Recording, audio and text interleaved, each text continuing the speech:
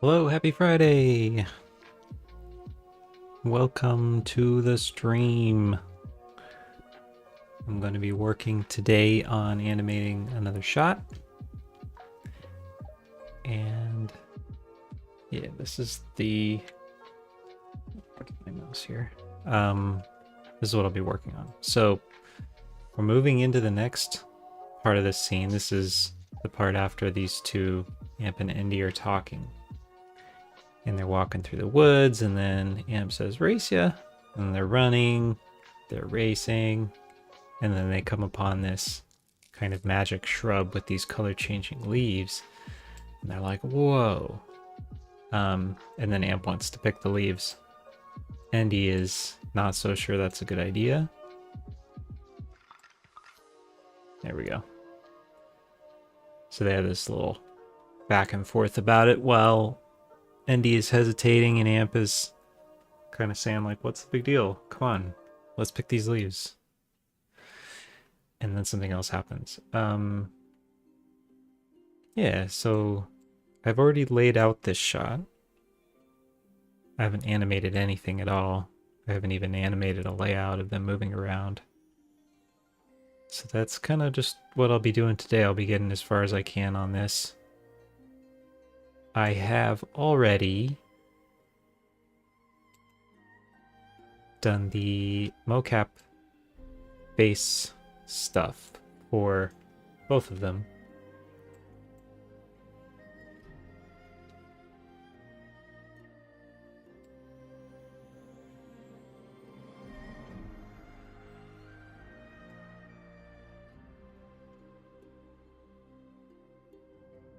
So right now, the eyes aren't, you know, the eye direction, head direction isn't really animated. This is just kind of the basic mocap with a passive cleanup on it and tongue animation. And I've gone through this process on stream, I think a couple times now. So if you're interested to see that in more detail, you can go back. I think at least one of them is thumbnailed to show which one it is, so it should be easy to find. And I think it's like 18 or something. Anyways, so I probably won't ever stream these sessions anymore because they're very repetitive. I don't think they'd be very interesting to watch more than once, if at all. So anyway, it's done. I've got it done for Amp and Andy, so basically their faces are pretty much animated other than eye and head direction.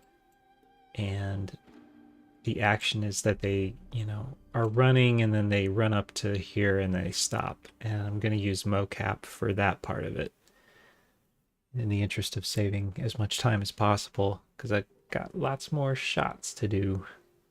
Valinky Art, hello! Hello, Valinky Art. Nice to see you. It's been a while. How are you doing?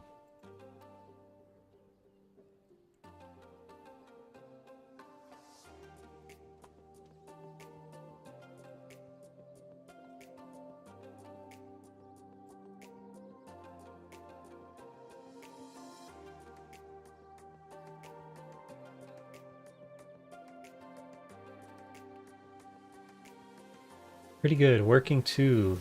Yeah, okay. Well, we'll work together. Nice.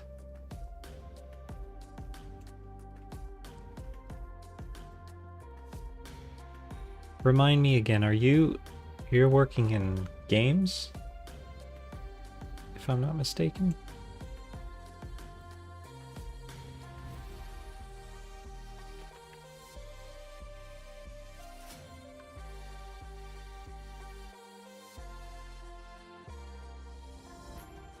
Oh, 3D animation student. Okay, sorry.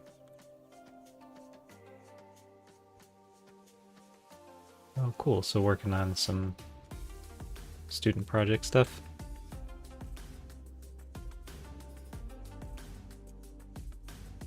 Seeing Blender is giving me flashbacks. Uh-oh. So you're not using Blender, I take it.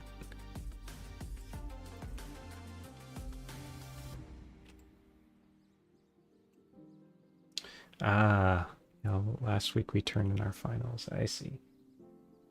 Oh, you are? Okay, I get it. So you're getting flashbacks from last week.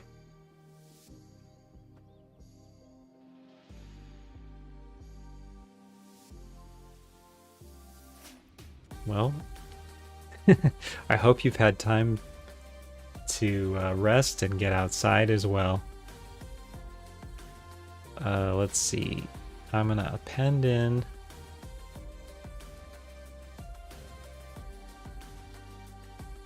Start with Maya next, but you want to sleep? Yeah. Well, I don't blame you. Gotta get that rest.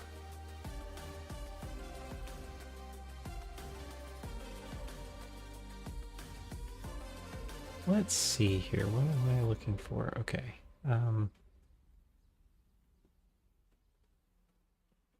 So in here I've got all of their mocap animation saved as actions.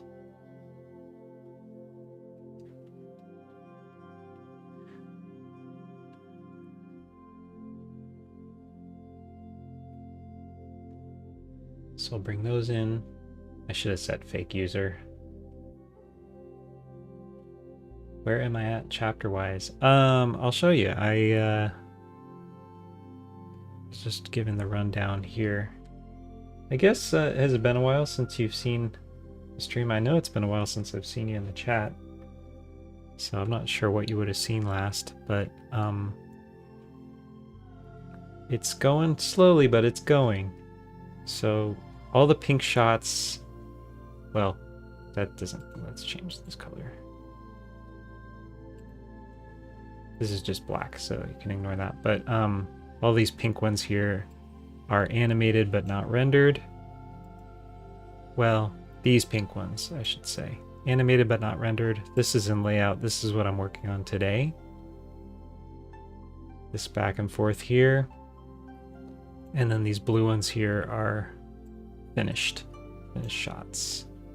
So most recently I finished this little section here where they're walking through the forest and chatting.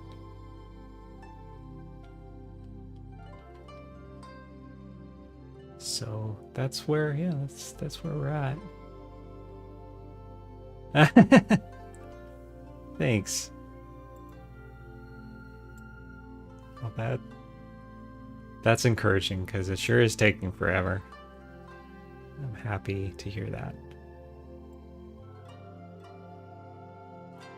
Yeah, I'm excited about it. I'm excited. Every time I finish even a new animation or a new shot render, I get excited all over again. Yeah, no wonder it's taking forever, right? Oh, and I don't know if you saw this part, but there's this whole end section here. So this is a huge chunk, which is nice to have done. It's about a minute long, where they're talking on the back of the ship. So there's this whole kind of graphic thing that's happening while Nat is talking. Kind of like an epilogue for the episode. So yeah, the renders are slowly coming out. I'm slowly notching that little progress bar down at the bottom. I'm slowly notching that up. Slowly but surely. Gosh. Thank you. Thank you. Thank you. Thank you. Yeah, just chipping away at it bit by bit, working on it pretty much every day, taking time to, you know, rest and stay sustainable. That's a mouthful, but yeah.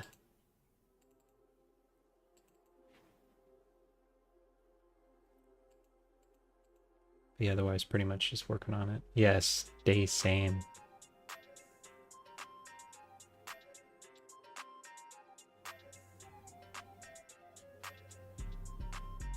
Okay, so I've got my actions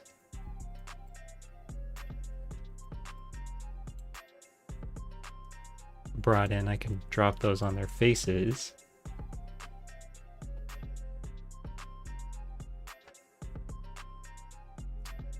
I want to set a...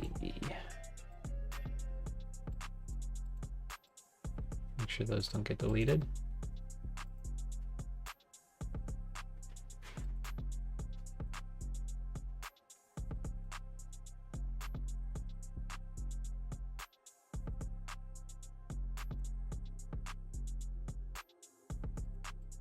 FaceIt rigs. Okay.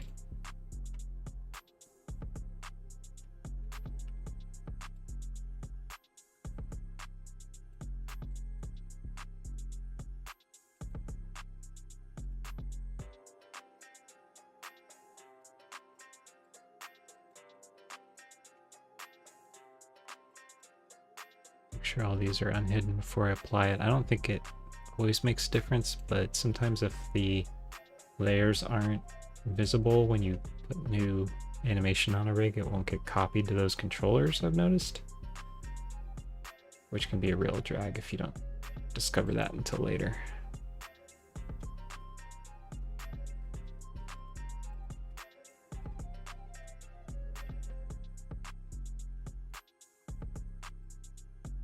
I think if you're just applying an action, it's probably fine, but just to be sure.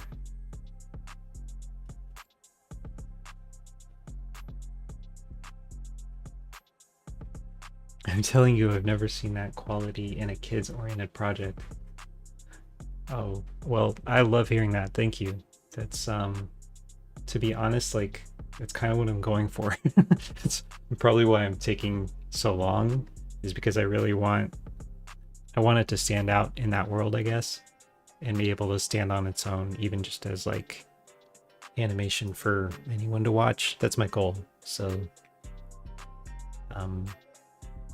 but also to be able to do it in a sustainable way that doesn't take me like 2 years to make every episode.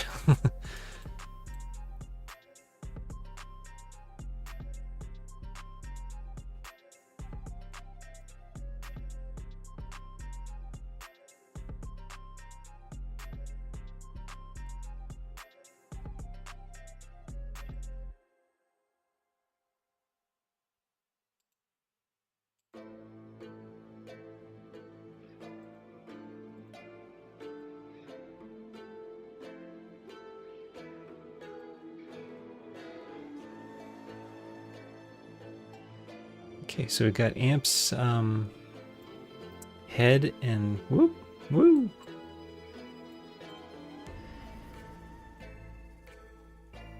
Okay, I don't know about this playlist. Some of these tracks are a bit much.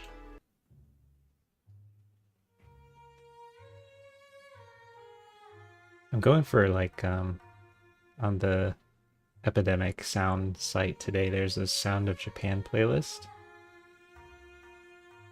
I thought that would be fun. You're using the automatic keyframes, you can set them to rotation, scale, etc. I'm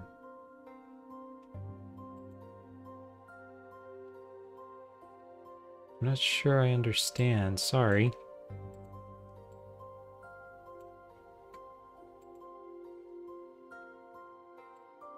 Can you, sorry, can you explain a little more what you mean?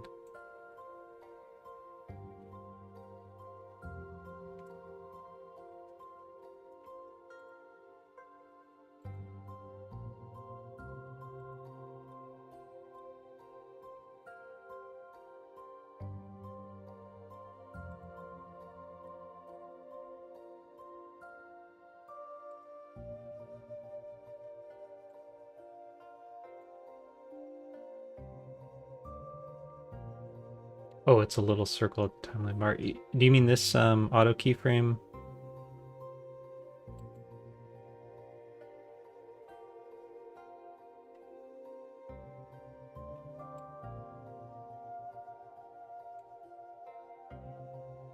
Yes, I do need to have that on.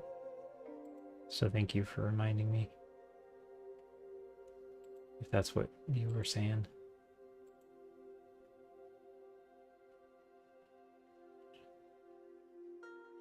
Oh, yeah. Yeah, definitely. Yeah, I always work with auto key on unless I've forgotten to turn it on.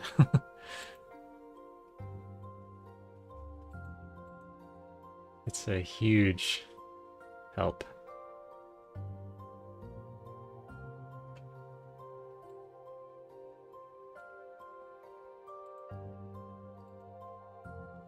Also, if you're, well, as you probably know, if you're posing a character, it's practically the only way to go because you don't want to have to set a keyframe every time you move controller. Yeah, more like you're doing stop motion.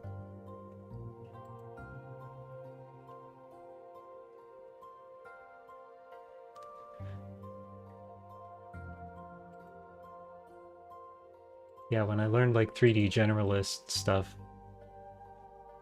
in the beginning, they were like, never use auto key because you'll set animation on things by accident and it'll ruin everything. And oops, speaking of, but then like I went to animation school and they're like, everything is auto key. Okay, so there's Andy's head.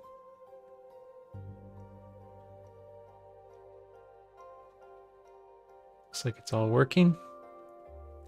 So all the ND animation on this, in this shot, I'm going to be using it for shot 170 and 180.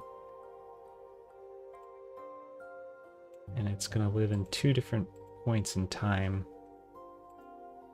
in the 2 different shots.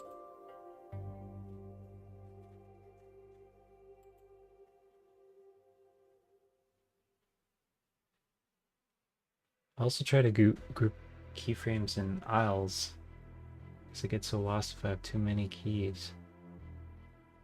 Oh, that's interesting. Yeah, it's easy to get lost. Group keyframes in aisles. Like, keep keys in a certain space of time and then move them around later?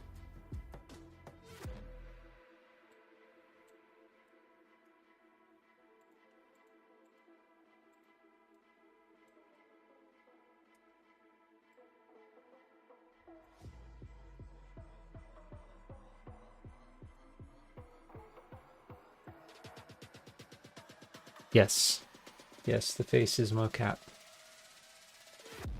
I've kind of done some cleanup on it and added the tongue and stuff.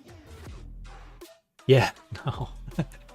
No, this is mocap. Faces are mocap, or at least they're starting that way, and then I'm kind of augmenting it. Oh, sorry, hold on, I gotta change this playlist. This is killing me.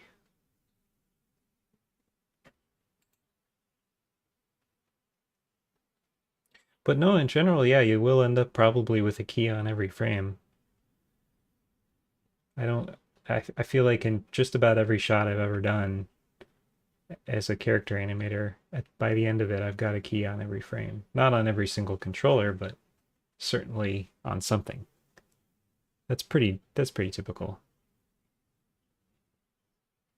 to see this in your timeline when you're done.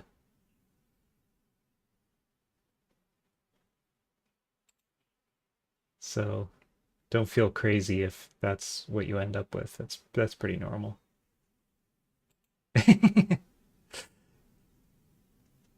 Nightmares. Yeah, well,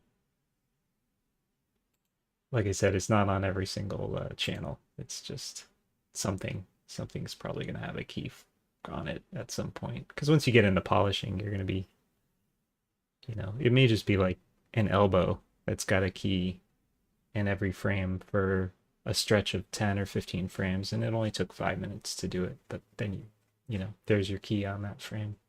That's all I'm saying.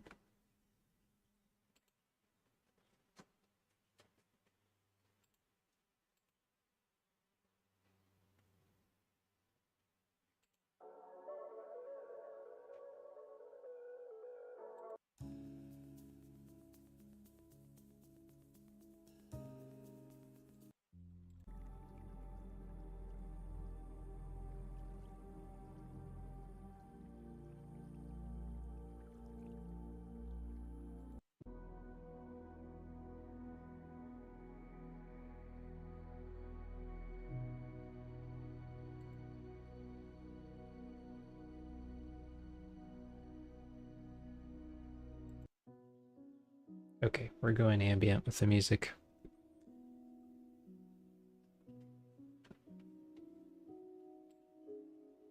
I need something a little more chill today.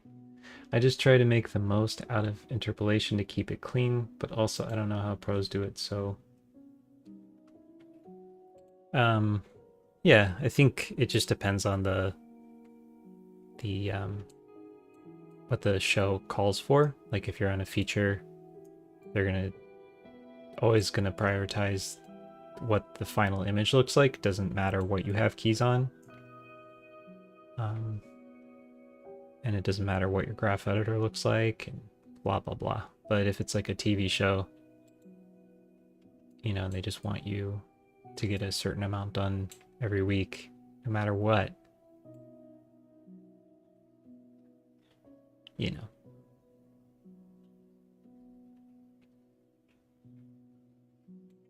Okay, I think these are maybe in sync. I might have to go in and look. Let's see.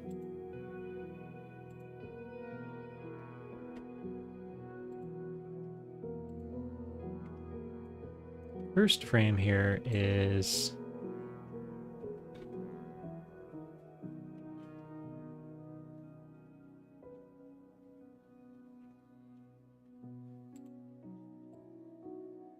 $9.95. Okay, so this should be 6 frames. My shots all generally start on 1001.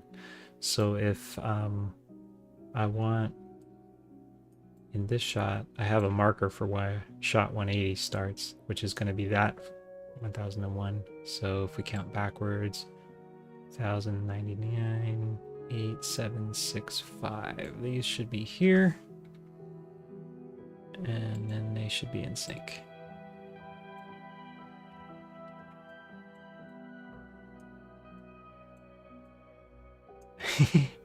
Exactly. As long as the final product is good, they don't care. How is your rainbow spaghetti? Let me see that rainbow spaghetti.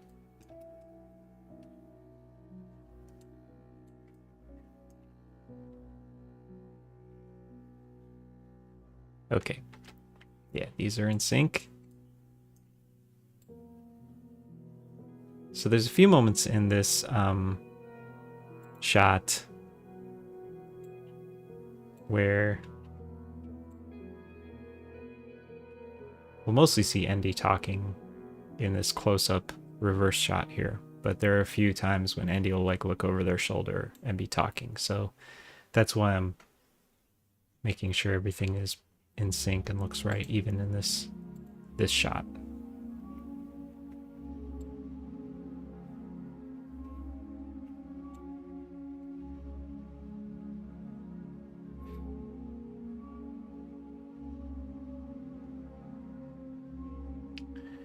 As for amp,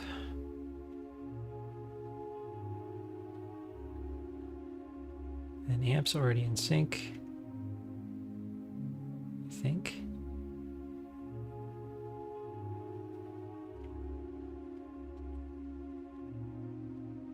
No, amp's not in sync. Okay, so I have to go in and check amp's file as well.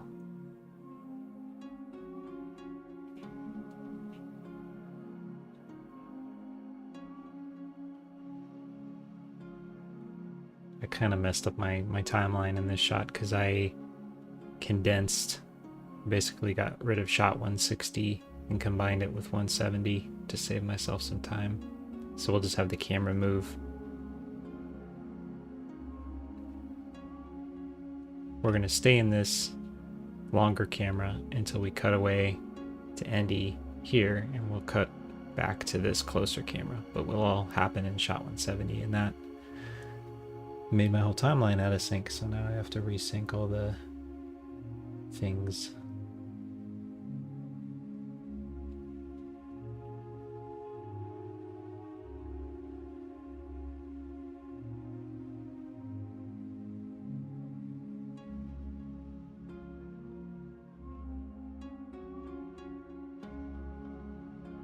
Okay, so here's our amp mocap file. Oof.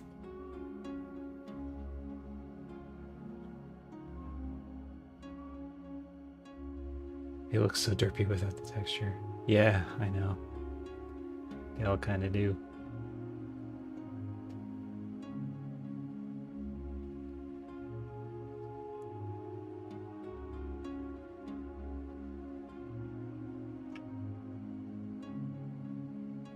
Okay.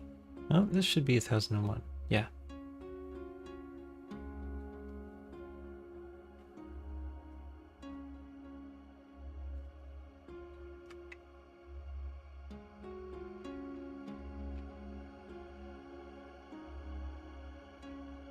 Yeah, okay. I might have just put them all in the wrong place. Let's see.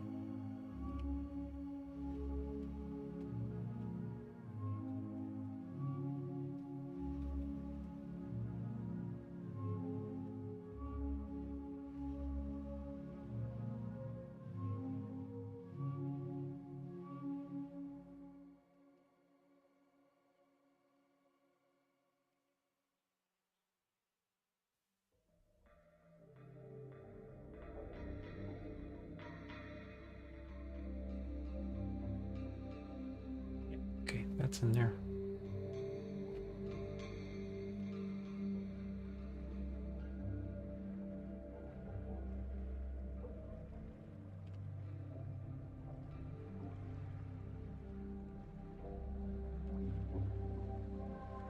Here we go.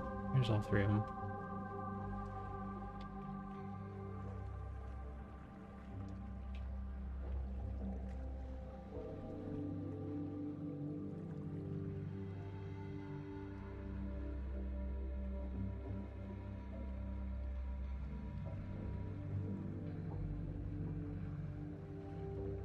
No, it is right. It's probably my sound is probably out of sync.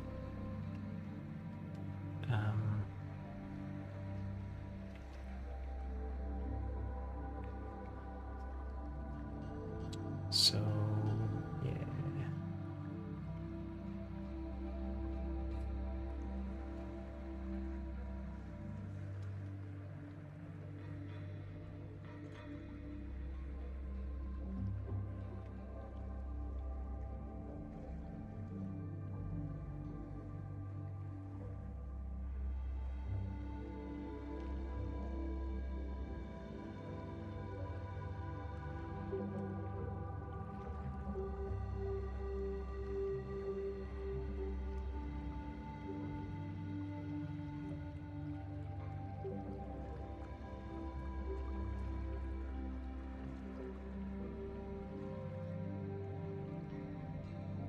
Yep.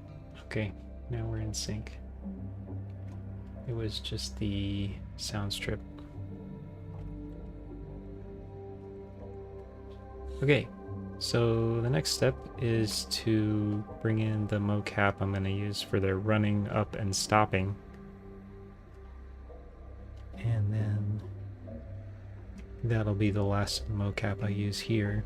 And I will animate the rest with keyframes.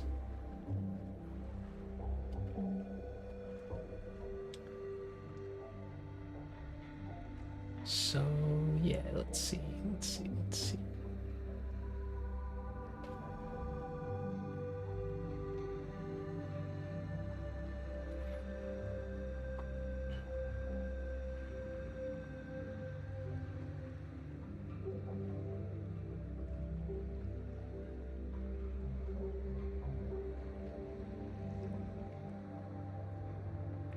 Oh, to do FBX import.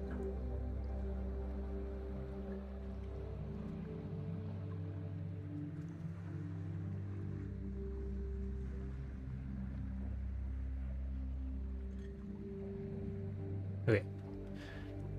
So just today I went ahead and I got a couple clips of characters stopping running. Mixamo, and I'm gonna use those to start with. I'll have to modify them because they're like holding rifles, which is not what our characters are doing.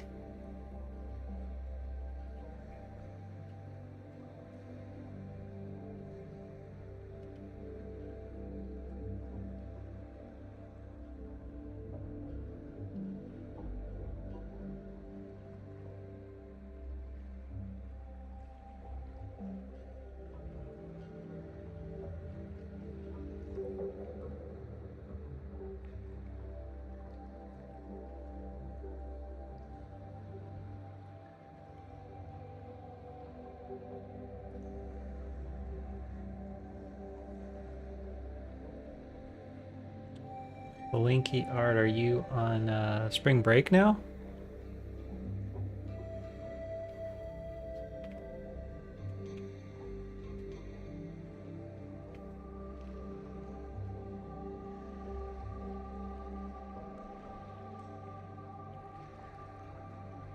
Let's see here. There we go. Here's our armatures. Okay, so here's our two different characters running up and stopping. They're just a little different.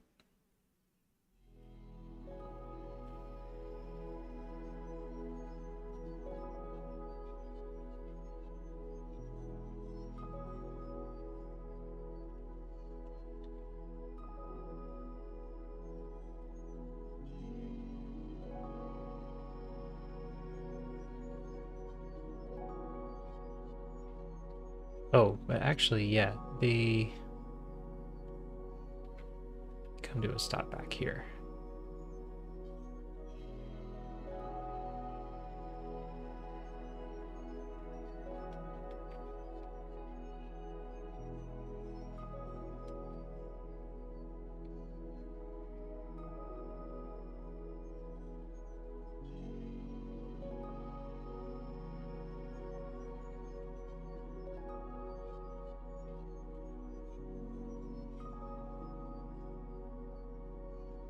Like that. We had classes during the summer break, and these 3 weeks are the last ones of an actual break.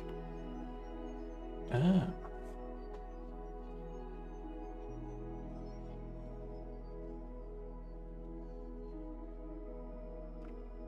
So you got 2 more weeks off? Nice.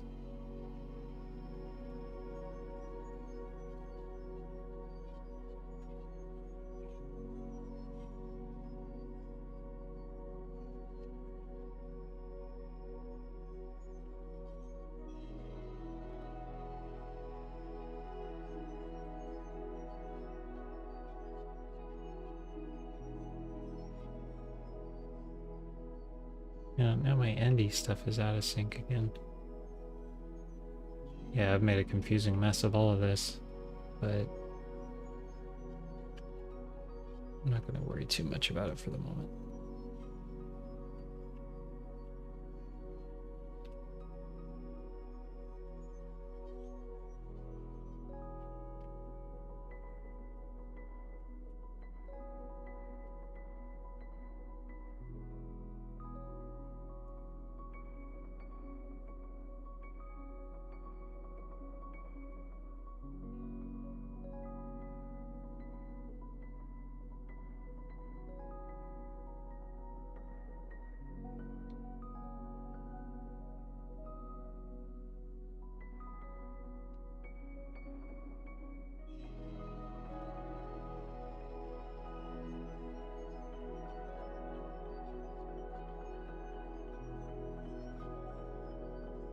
Hmm.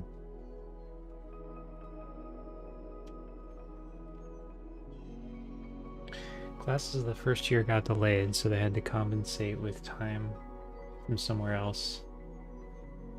Less holidays. Oh, is it pandemic delays?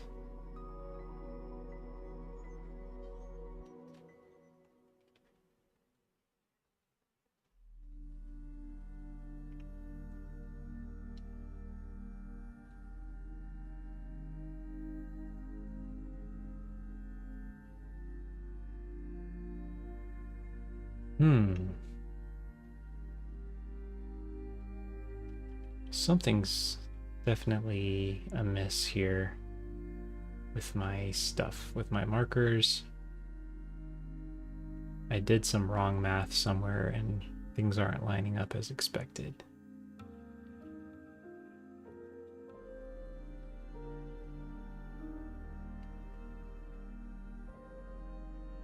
So I might have to get to the bottom of that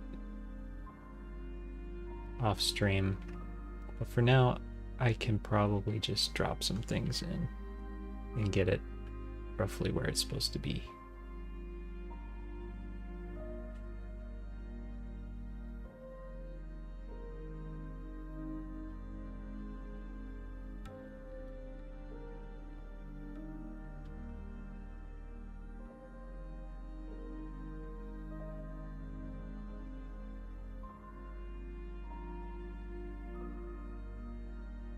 Let's see, so 1062.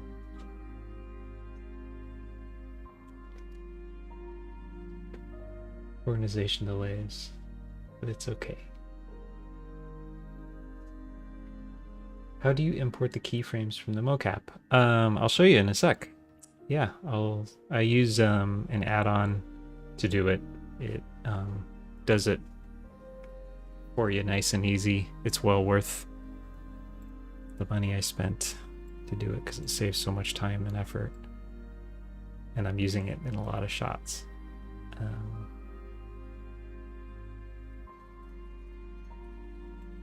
Yeah, AutoRig Pro is the short answer. That's how.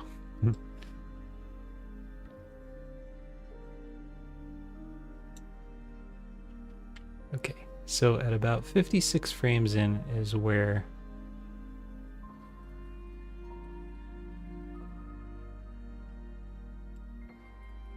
oh, wait a minute. Okay.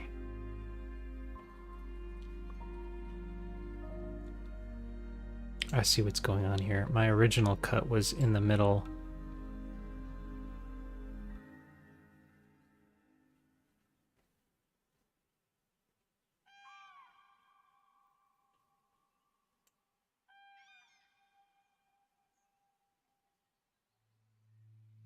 And then when I exported my sound strip,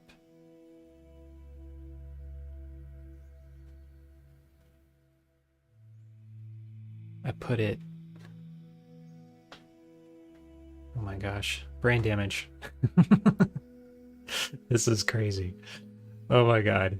Sorry, I have to figure this out though before I put the mocap on the character, because I need it to be in the right place in time.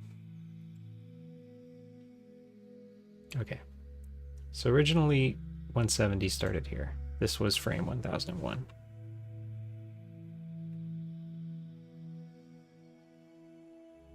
But when I exported my sound strip, I think I started it here.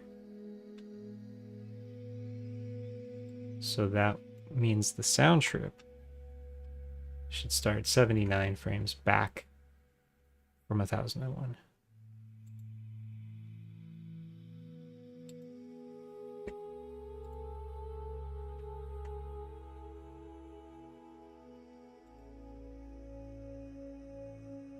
So we'll go back in here in the sequencer again. Is the sound phased? It's sound that of my project or the music? The music on the stream?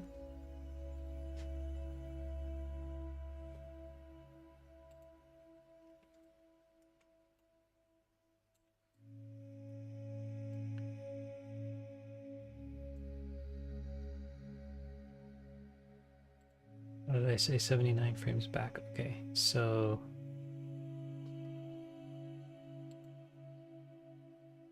oh yeah, very out of place. Several seconds out of place just because of the way I redid this.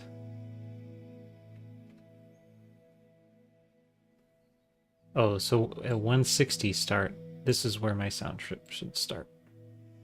Here. There, yeah, and it lines up with the old one. So that means my amp actions were actually out of sync.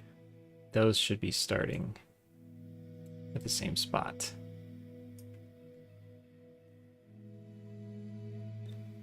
Yeah, I just have to get this kind of locked in and all in sync before I start dropping more actions and stuff in there.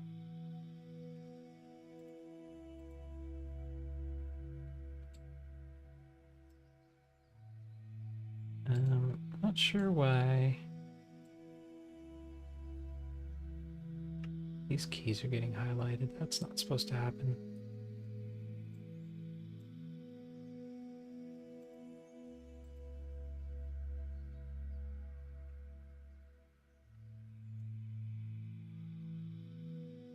I feel like there's a bug happening here.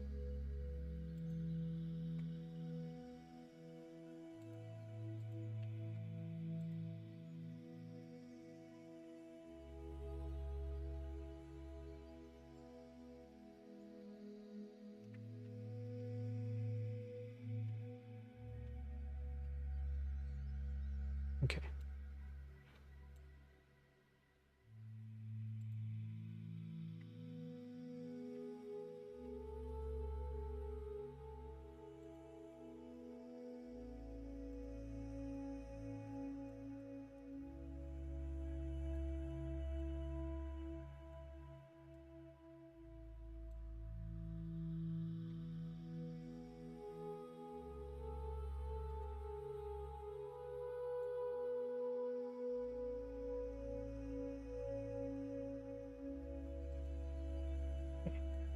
So now these should all be in sync still.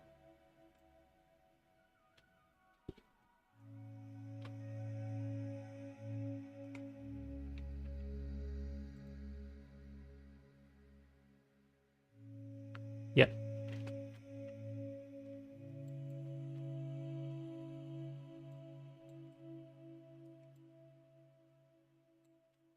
And so now Andy's out of sync.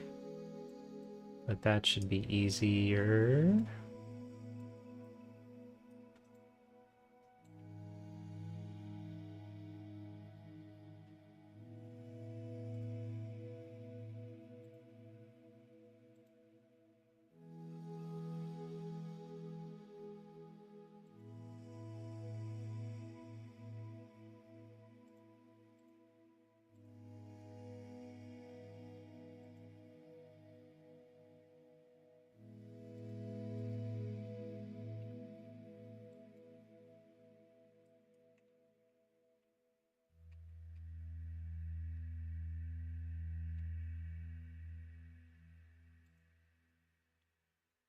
I didn't have overrides on those rigs, that's probably why. So yeah, the tongue, I might have made the tongue out of sync. Looks like I did. Maybe?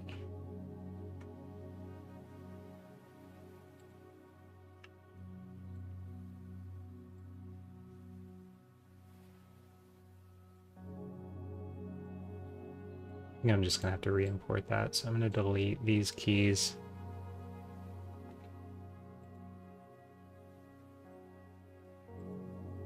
I think I probably messed it up. Oh yeah, it's got the wrong action on it. Crazy. Yeah, because I didn't do like an override on it before I applied it.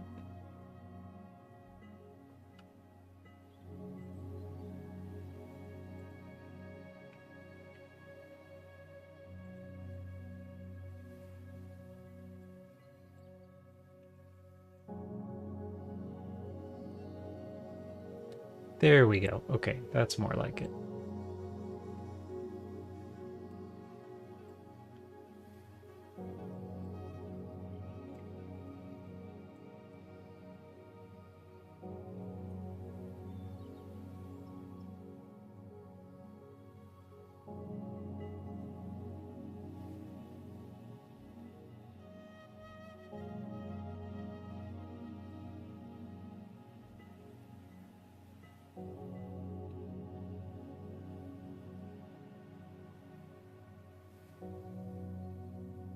Great.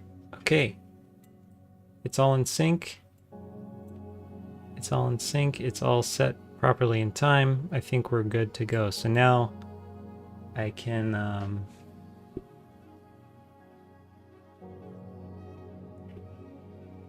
go back to these mocaps and I'll show you how I apply these.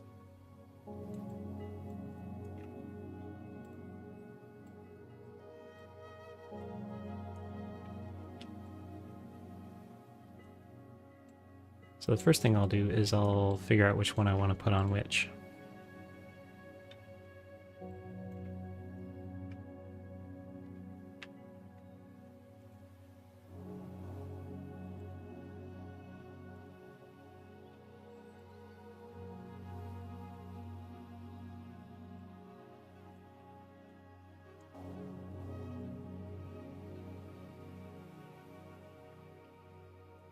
One of them was like a little more super high energy and the other one was a little more chill. I think I want the more chill one on ND.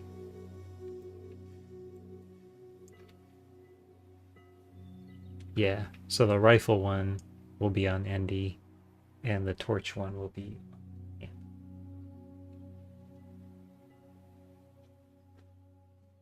So yeah, to do this,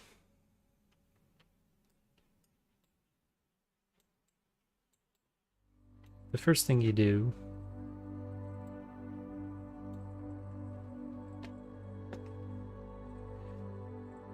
is you're going to have to set the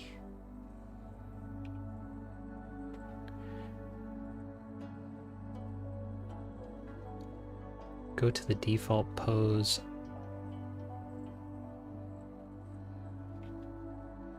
Let's see, so I got a marker. I think I should have a marker here, yeah?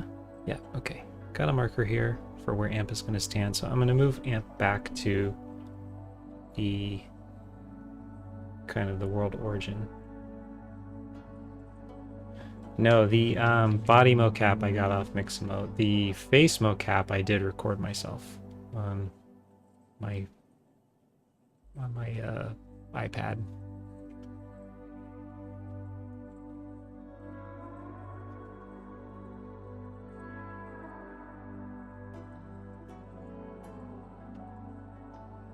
Let's see, I should have a marker for ND as well. Yeah. So same thing for ND, I'll move ND back.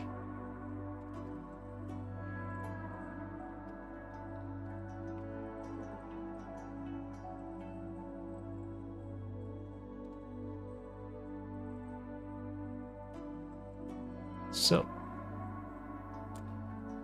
let's see, so the rifle one goes on ND and this one goes on amp. So we'll do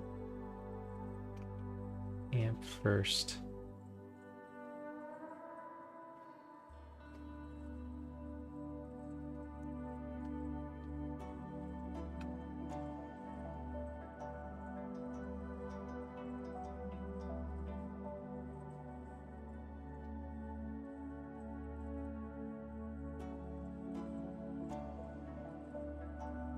So AutoRig Pro has this handy little remap section here. You choose which armature you want the animation to come from, which one you want it to go to, and then you hit this Build Bones List button, and it tries its best to figure out what should be assigned to what, but it's, I think, usually wrong. But luckily, it happens to come with these handy dandy presets made for Mixamo animations, since I guess they're so popular. So yeah, I think I'm going to want to use FK arms and IK legs if I can. I feel like the FK arms don't always work right, but I'm going to try it. Might have to use IK arms. So yeah, this bones list has now been updated so it'll work correctly with the Mixamo rig. And then the next thing you have to do is do the redefine rest pose.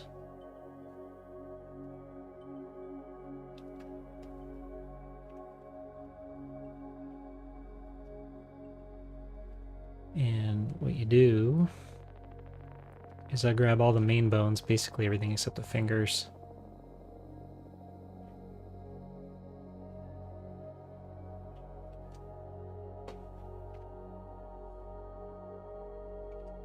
And hit copy selected bones rotation. And what this does is it goes in and it readjusts the Mixamo rig to match the rotations of your own custom character's rest pose. It takes a minute. But this ensures that when it copies over, the limbs are actually moving in the right direction mostly. Sometimes things get weird, like that. So there'll probably be some corrections that need to be made, but now the arms are the same angle and blah, blah, blah. So you hit apply.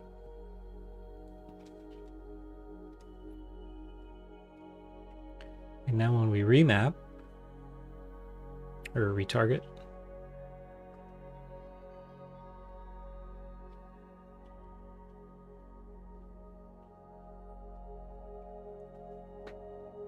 it'll probably look pretty wacky to start, but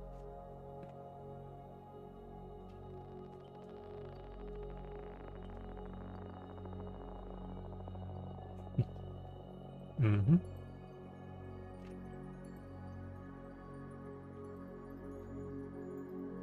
I think by default the feet try to stay with the Mixamo feet. Obviously my character's legs are way smaller, so.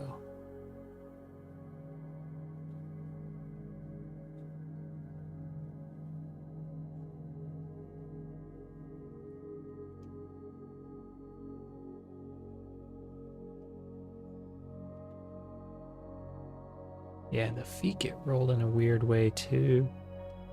I'm gonna try it one more time without adjusting the feet rotations. See if that comes out any better.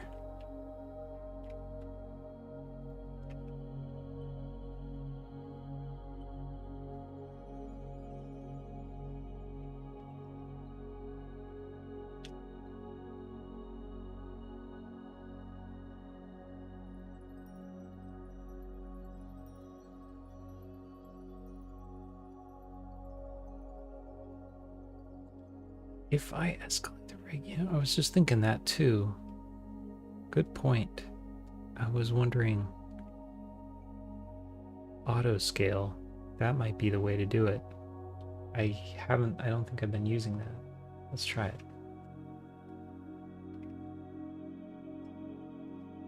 Yeah. This will probably make it way easier.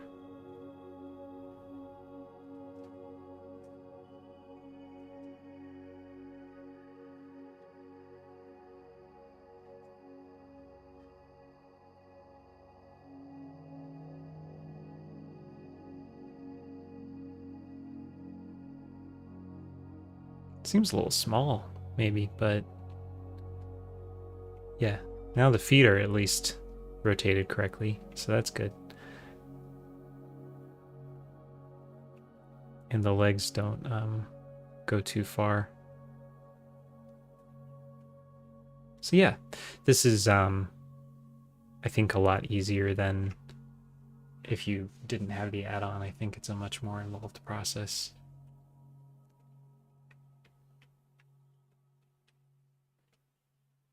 So if it's something you plan to do in general, this is worth the money.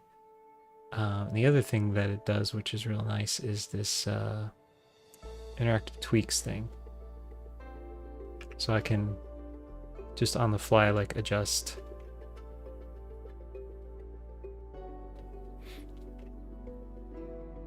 It's Auto Rig Pro.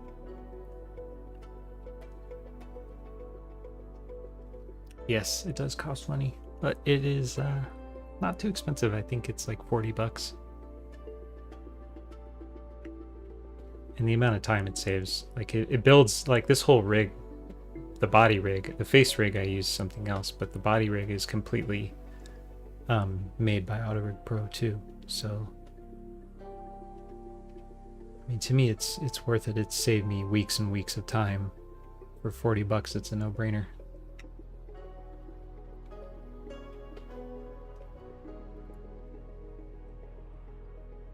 Oops. So yeah, the other nice thing is, like say I want to adjust the X rotation of the foot so that it looks more flat on the ground.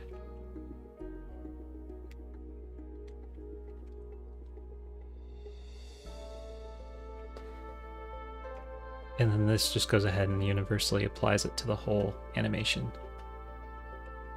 The only annoying thing is you have to refresh it every time you choose a different controller.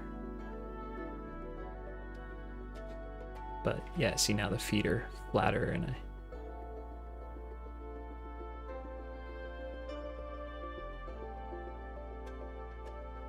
have to go in and clean that up, I guess. But same thing with like, say the pelvis is too low, obviously.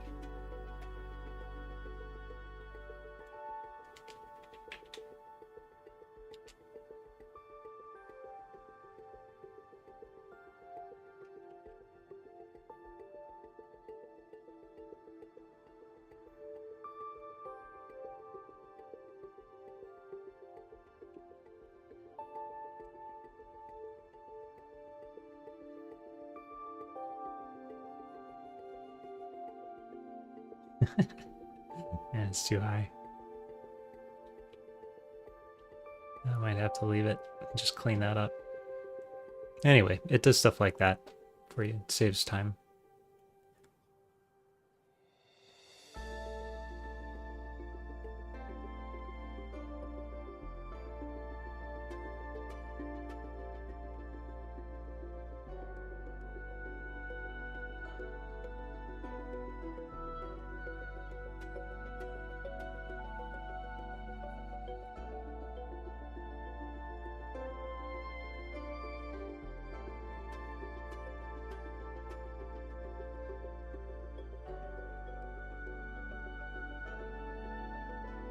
Okay, and timing-wise, I think that's about where I want it. Amp will start talking pretty much right as they come to a stop. So I'll have to have a little more running animation in here at the beginning. I need about... What is this, 9:23? Yeah. About an extra second running animation.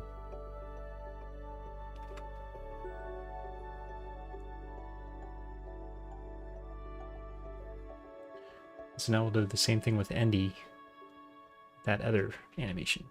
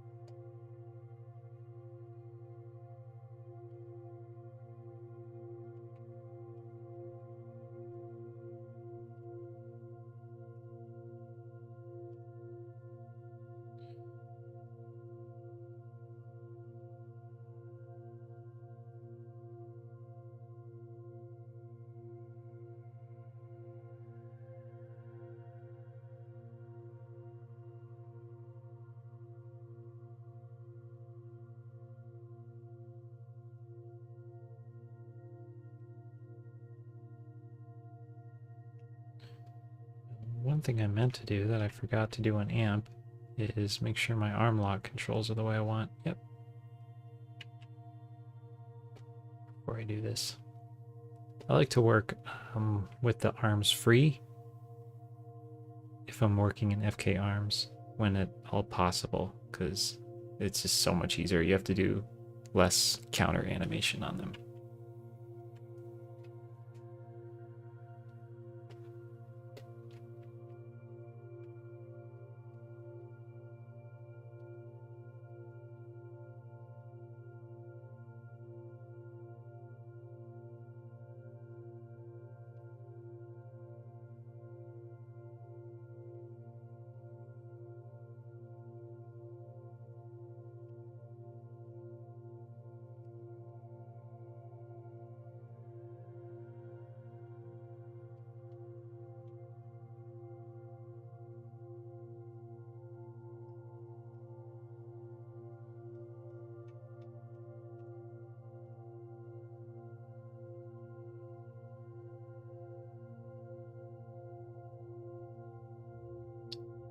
right, and the auto scale, thank you very much.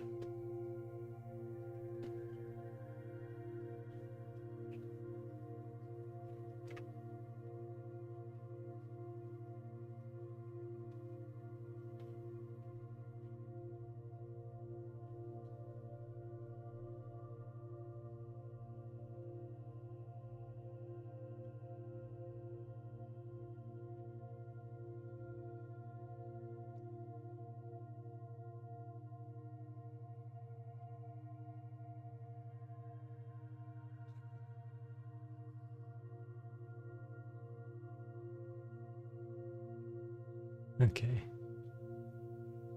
Looks like the leg reach is still a bit off, so I'll have to fix that too. Okay, let's hide some of these extra armatures.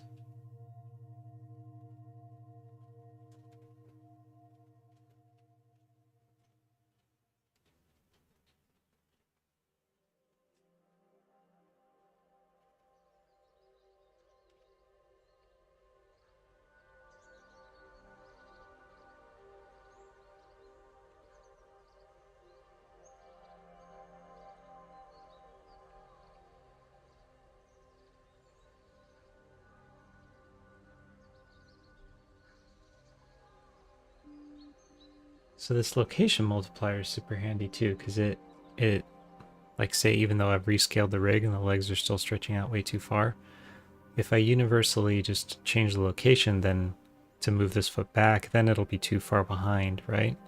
When it's at the back, it may be correct at the front of the step, but then it'll be too far behind at the back of the step. So this location multiplier thing helps just like reduce the overall movement. So let's try like 0.6. See what that does.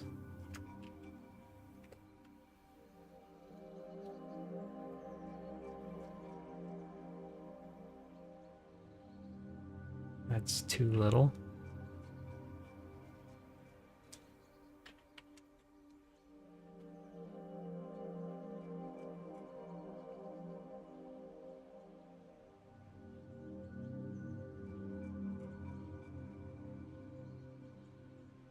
Oh, except that the character is running forward, so yeah, that is a problem. So I'll probably have to just manually adjust that. If a character's like walking or running in place, then this works great. But if if part of the mocap is actually them moving off of their root control, then not so much.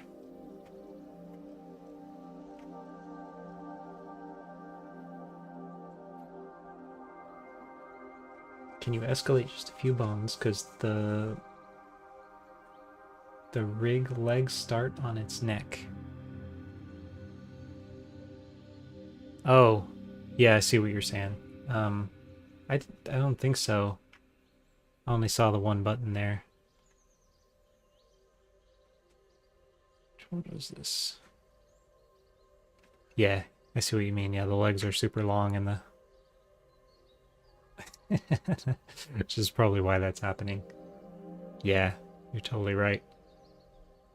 Yeah, because Endy has this huge head and this tiny body, and I guess it's just matching the overall size of the rig. I think... Let's see, where was that? There's the auto scale.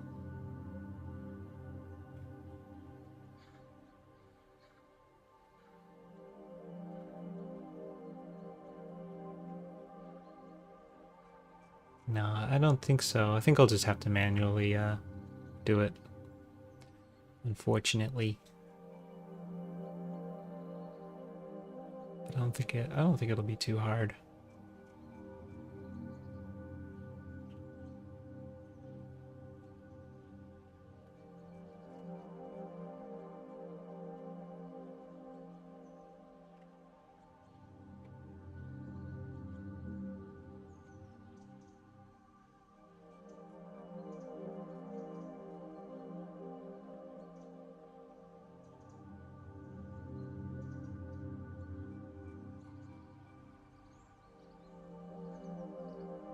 Yeah.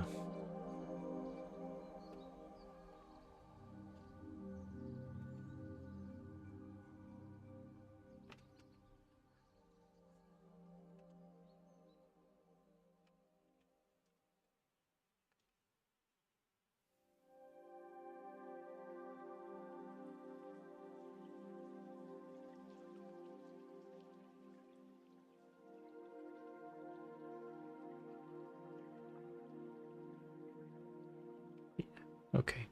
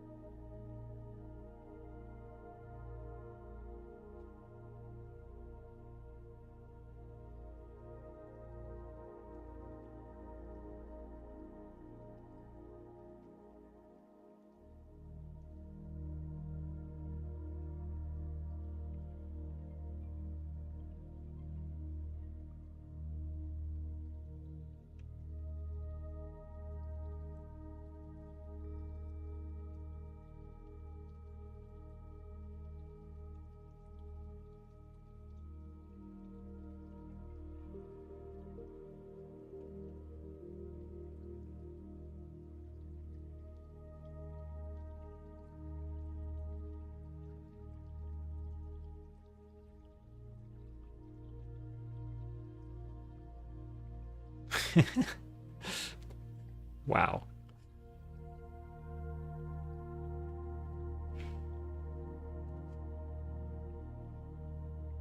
Okay, well, one thing I can do with this thing is reduce the up and down of the foot universally. Which is this one, maybe? No.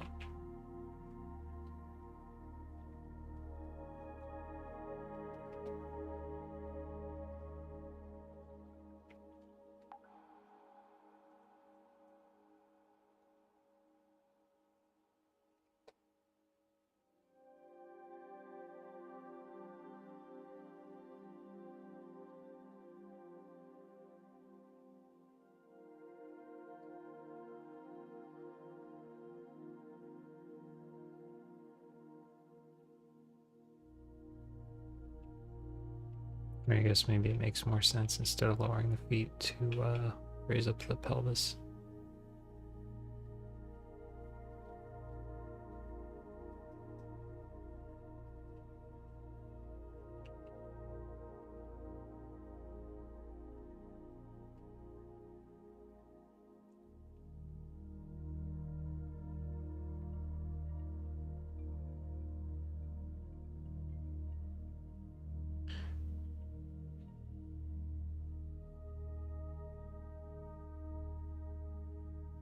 Now let's see if I can get away with auto stretch on the legs. Or if it just looks way too weird. Obviously I'll still fix the range, but just so that...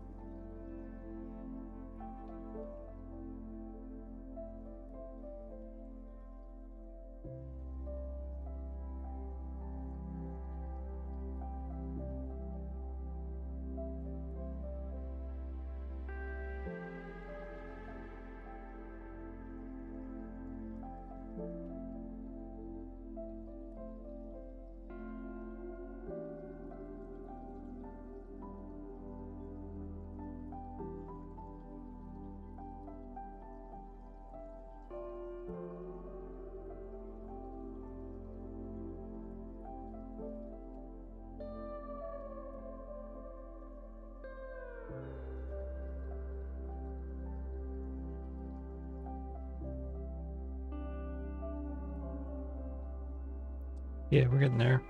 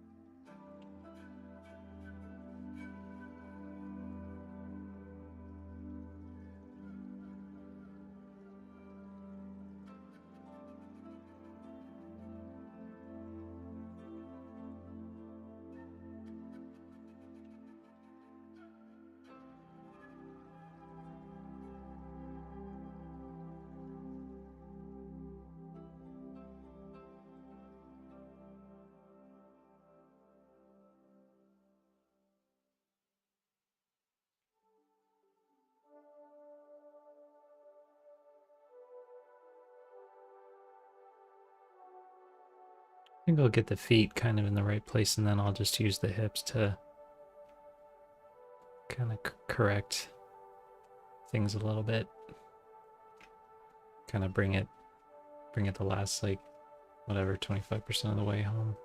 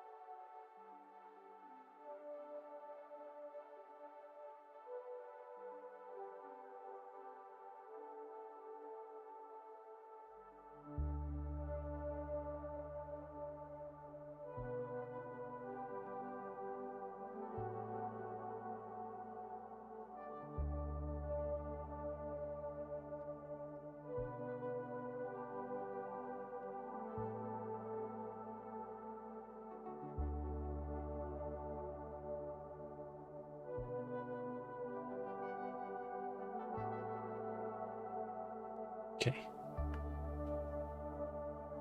I'm gonna call that good enough for foot placement, and then I'll go in and do just a little bit on these hips here, on this sub hips, to maybe kind of try to help things out a little bit.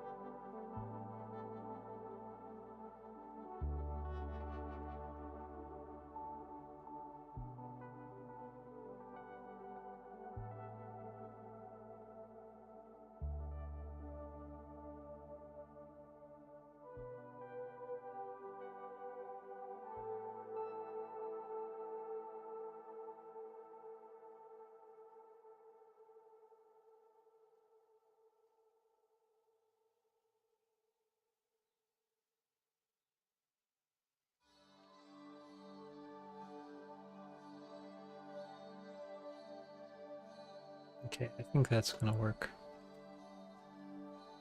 For the legs, I might refine it a little more later.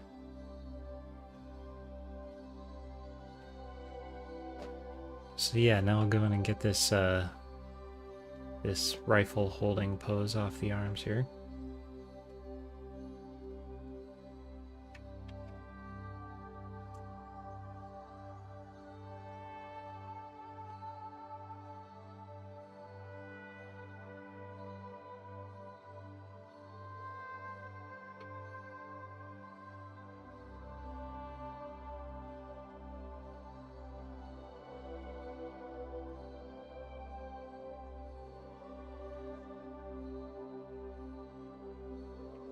I'm just gonna go ahead and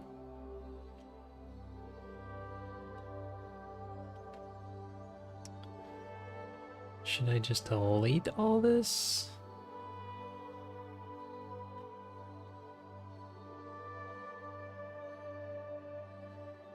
And keep a little of it.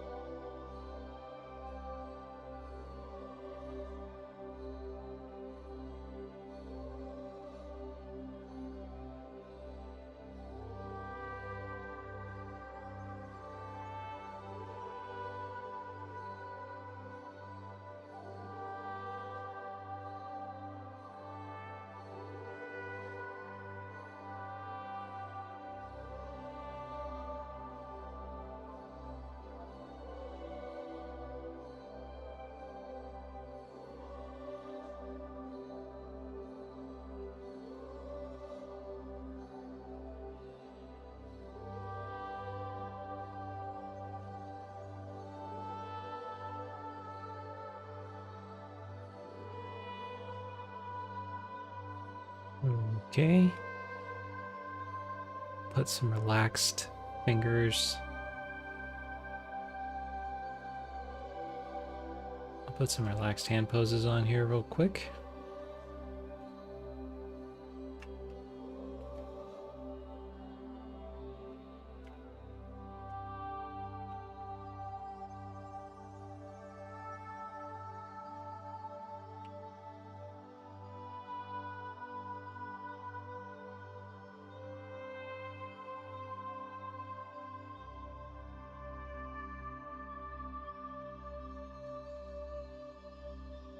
Another nice thing that these rigs have, these AutoRig Pro rigs have IK fingers and snapping from IK to FK fingers, which is super nice.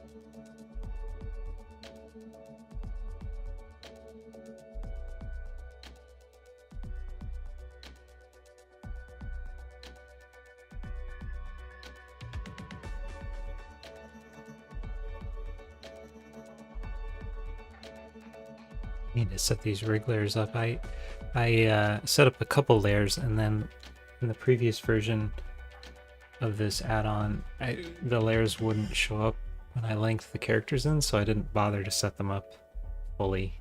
I realized, oh, they're not going to be there in the list anyway, but now they are. They are here, so I will set these up. This will be a huge time saver in general. And there is finger animation that I don't want here. Just get rid of those.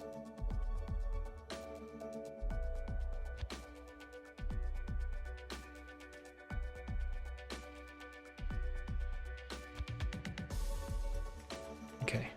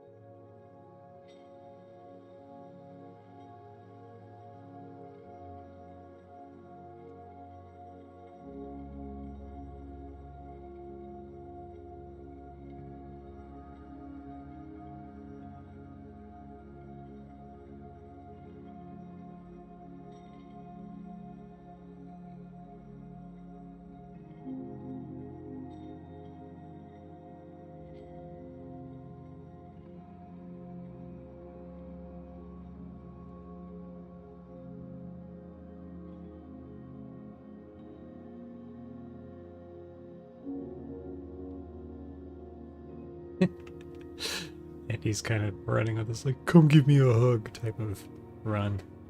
But I'll be able to spruce that up a little more in a moment.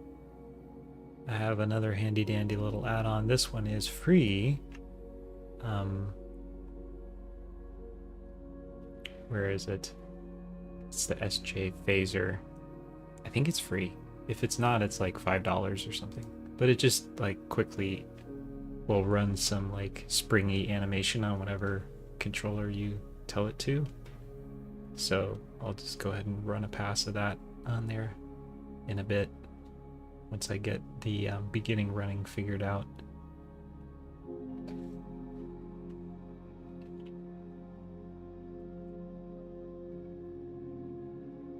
So for now it's a little silly, but I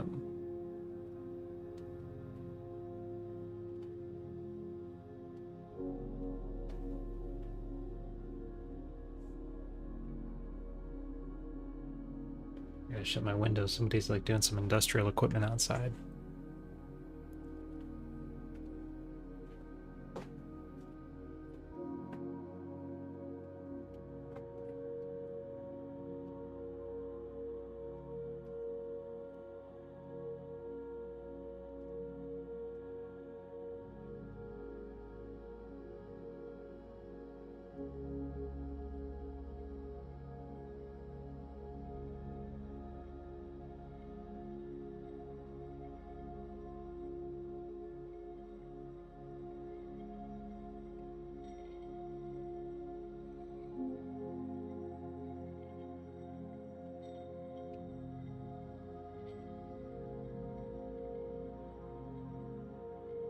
Hmm.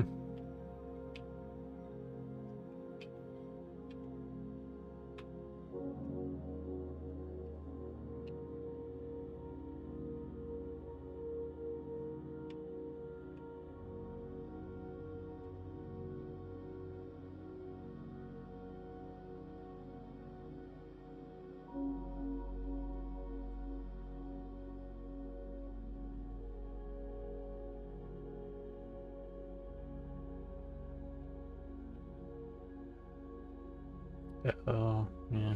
That's the thing about the mocap. It's like all counter animated. So you try to smooth one thing out, there's something else is screwy. Let's see if I can just run like a smooth filter on this whole situation here. It might still be screwy because there's probably jitters on the spine and everything too.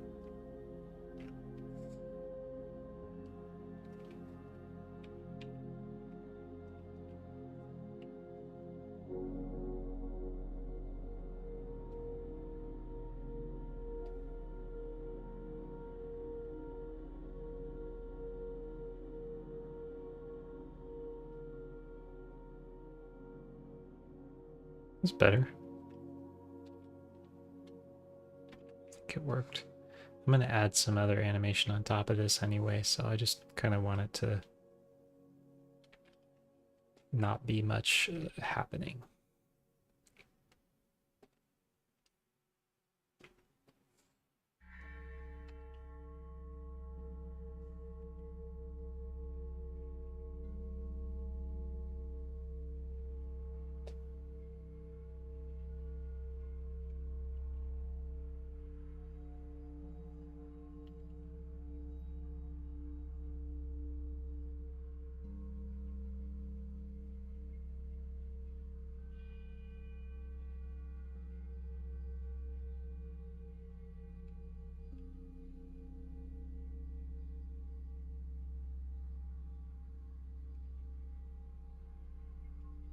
Okay, last thing I'm going to do is raise this head up a little bit.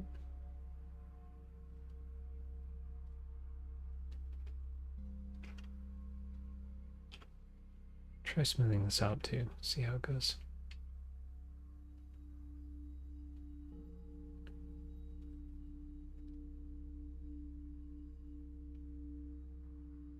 Yeah, nice, okay.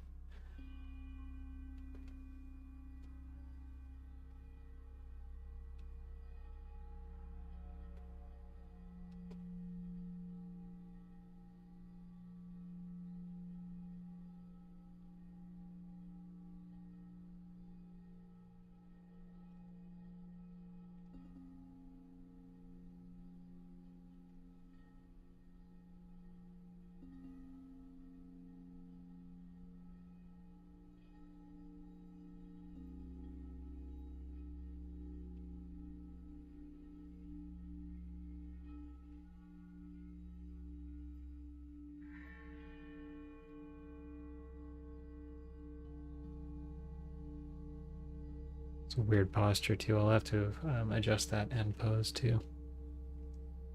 It's like the whole body's tilted.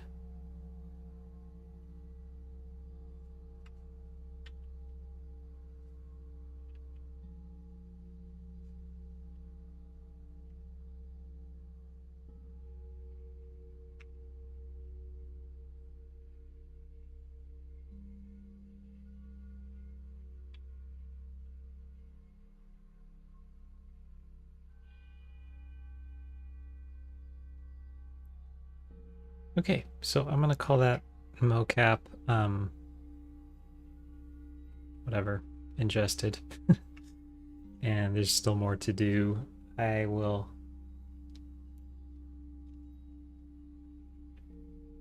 have to set the timing and placement again and then figure out how much additional running I need.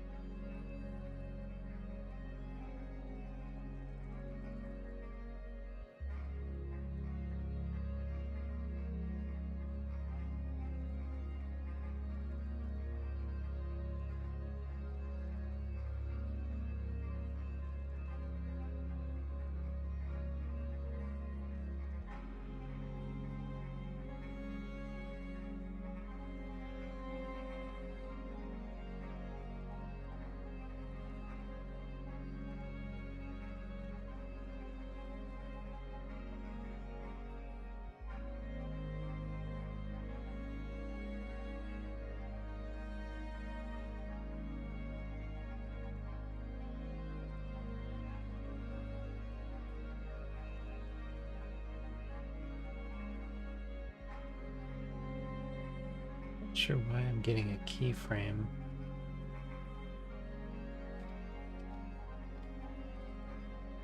I guess auto key just does it. Let's turn that off for a moment.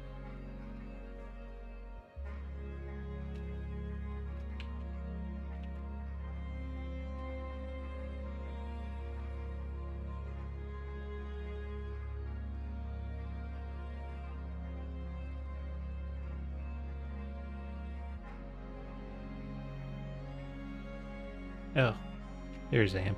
Amp is in the bush. Okay.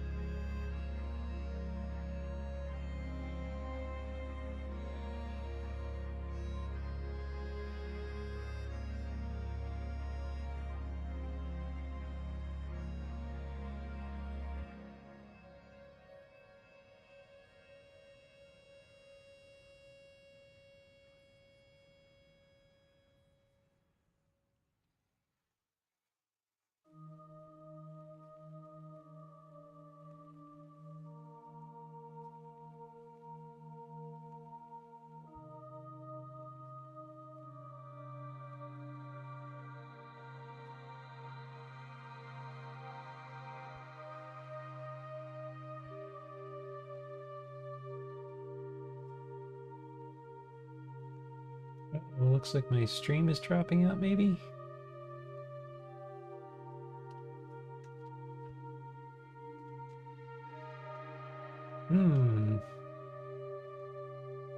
Hopefully that was just momentary. We'll keep an eye on it.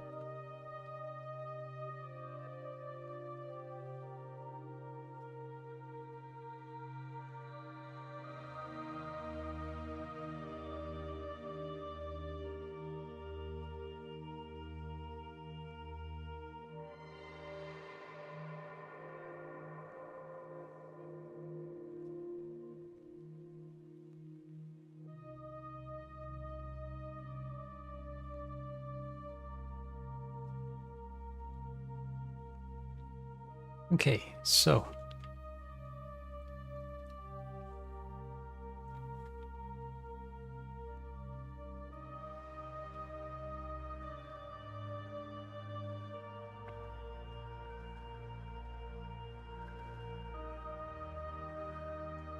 kind of picturing them running more in from the foreground, so I think I'm going to adjust these placements a little bit.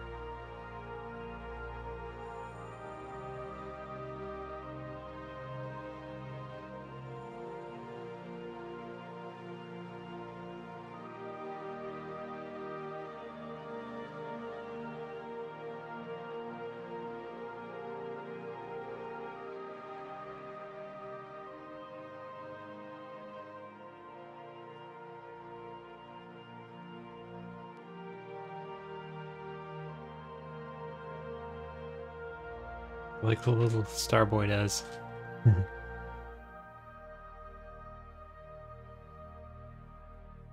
Yeah, that the run and stop.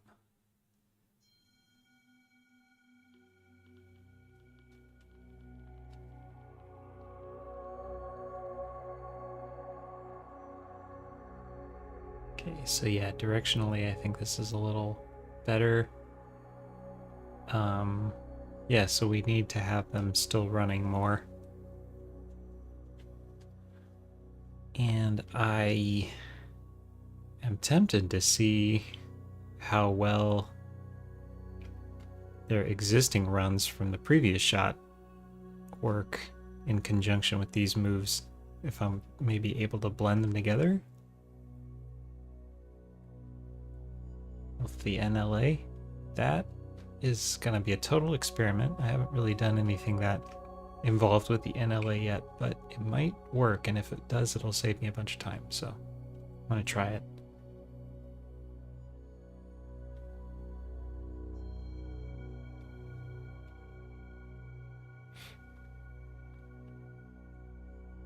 Balinky art, was my stream cutting out? Did you happen to notice, or did you lose a connection?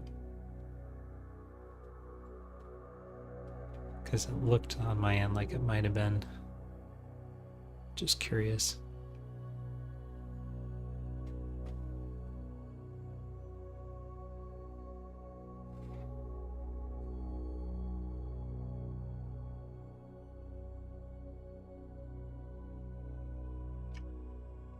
Okay, so yeah, this is a good time to save up another version. No, perfect. Oh, good. Guess it must have just been a quick little blip.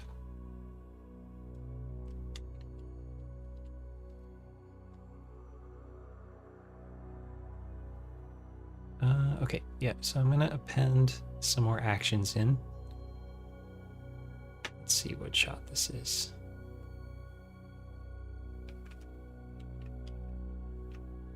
So I'm gonna grab these same runs from 150. They're definitely very different runs. So we'll see. We'll see how it goes.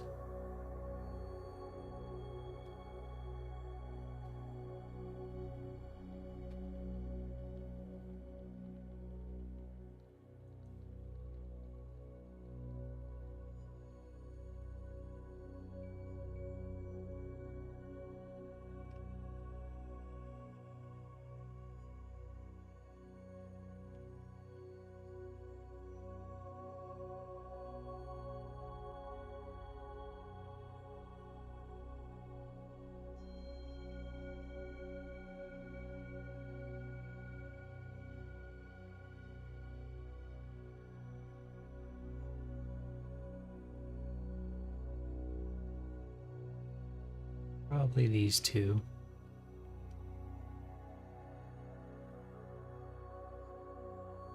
Yeah.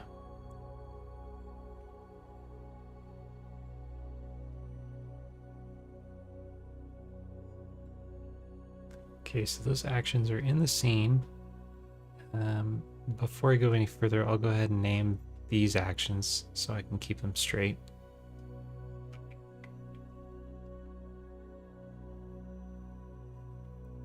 Right now they have very random names. So we'll call this 70 amp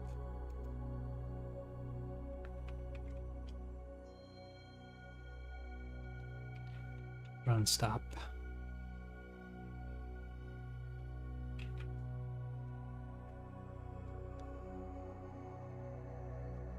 I will say one of my favorite things about Blender animating is the ability to just like use actions and combine them and stuff.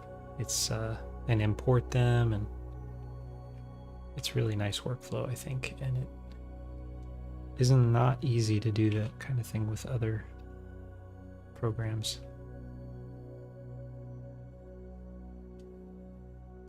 So hopefully I'm not about to eat my words. I'm gonna go into the NLA and see if we can blend some of these together, see what happens.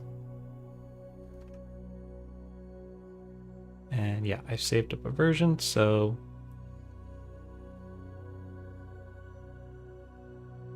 yeah, very compatible in that regard.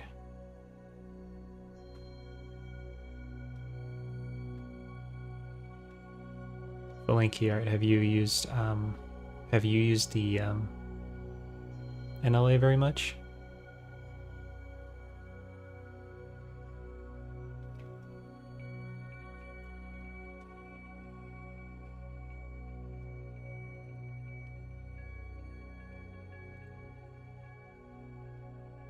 the sorry, the nonlinear animation editor, where you like have actions as clips and tracks and stuff. You can like blend them and retime them.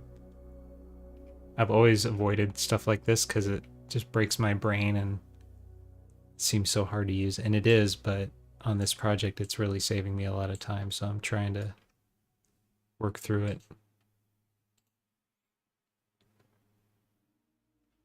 But yeah, I do run into some weirdness from time to time.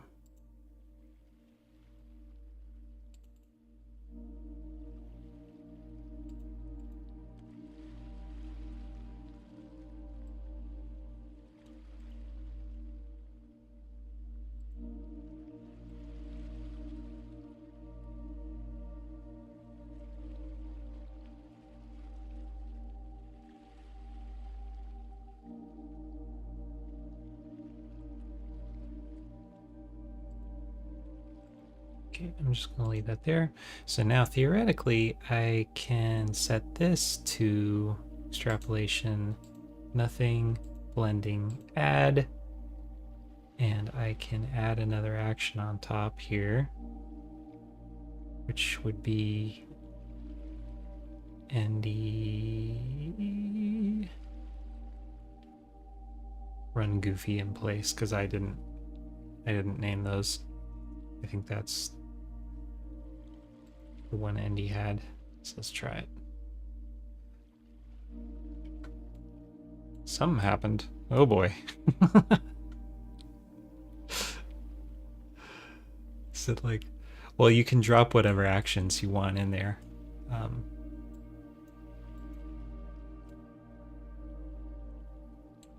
Is the idea. But yeah, things are a bit weird.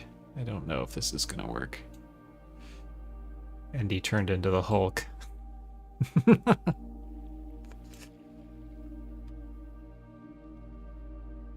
Yeah, it's more like an Adobe Premiere sequence. I know there's one in Maya too, but I never once used it. Balloon ND. Okay, let's see.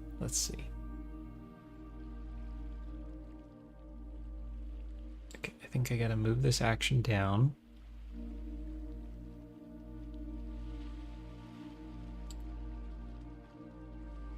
Does that work?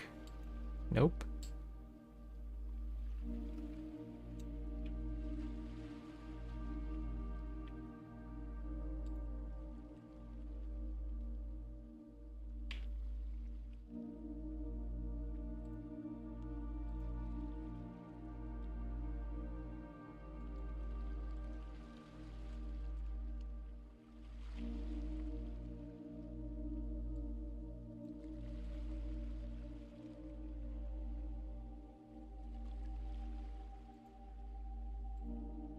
Combine. There we go. Okay.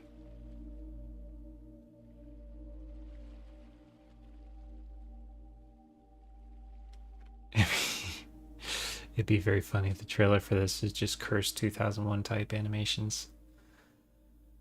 Yeah, gosh. Funny for other people. Maybe not for me though. I'm trying not to make it cursed, I gotta say. I feel like some people have been finding it to be a bit cursed, which is sad for me because I'm not trying to make it cursed, but yeah, definitely the trailer, I'll do my best not to make it cursed. And then the Miss Spider series, no. I don't think so. Unless you're talking about the Spooder Man thing I saw on YouTube, where the characters look super like freaky and blobby, but it's on purpose.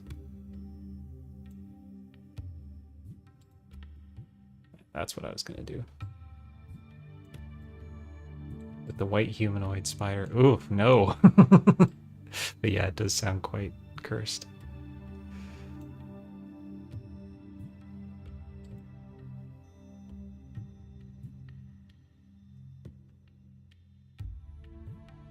It's funny.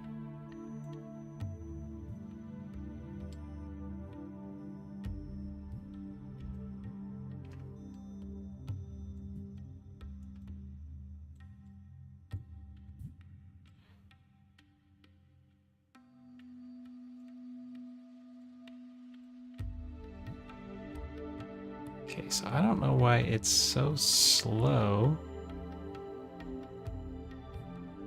and choppy. I think my proxies are still turned on. They're not supposed to be. Might have to restart Blender. Unless it's the NLA doing this, it could be.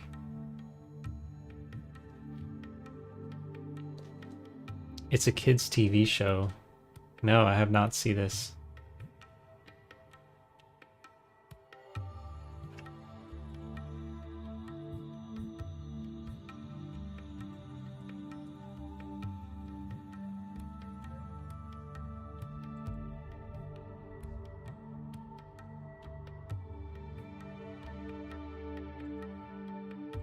Let's see.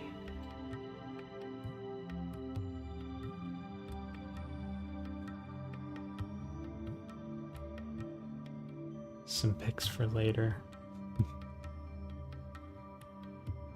Let's take a look. Why not?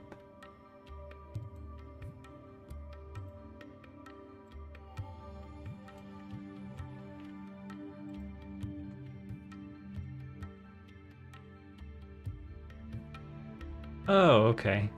I feel like I've seen this before, yeah. I've never seen the show, but I feel like I've seen this art before. These characters. Is this what it looks like in the animation, though?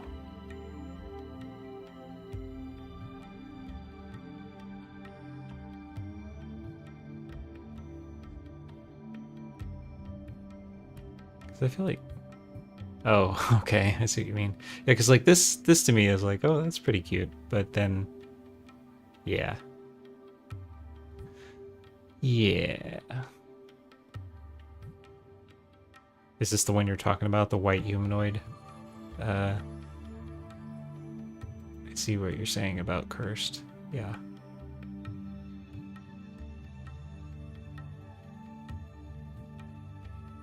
I saw it when I was little. It didn't scare me though.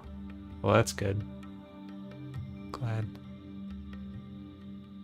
Yeah, I feel like little kids sometimes like don't get scared by stuff like that so much. That was the bad guy. Okay. Oh, weird. My am I still on here? Yeah. Weird. My my chat thing just got logged out.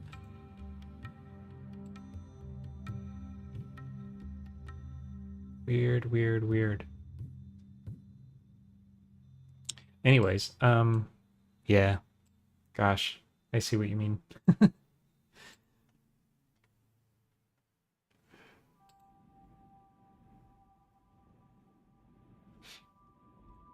All the cartoons from that time look so unrendered, yeah.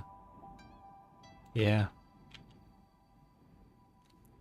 And the crazy thing is, it probably took them like just as long to render those frames as it's taking me. What year did you say this was? 2000, early 2000s?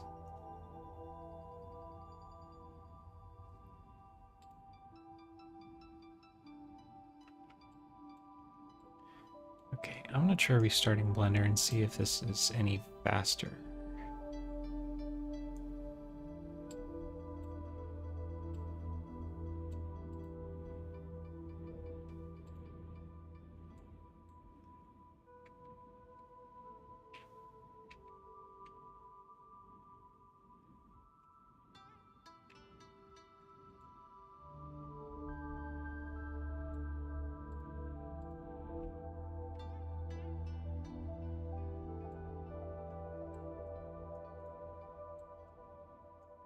And then I'm gonna have to edit this because I can't have these cycles.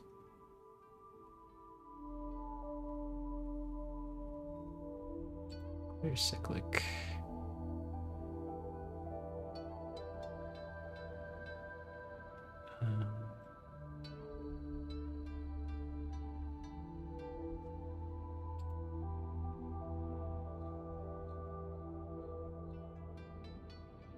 Extrapolation mode constant.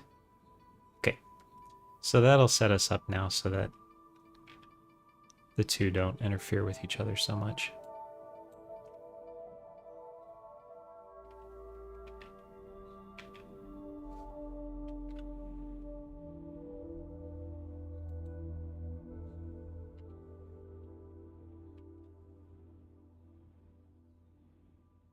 Just move these over here so they're not even overlapping to start, and then I can kind of work from there.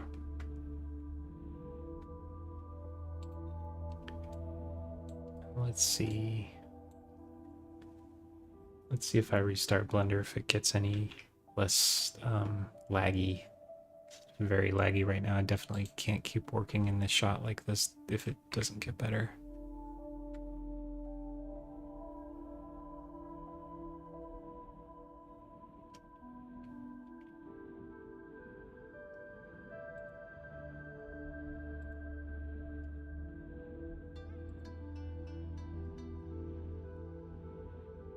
...2008, I think, or 2006.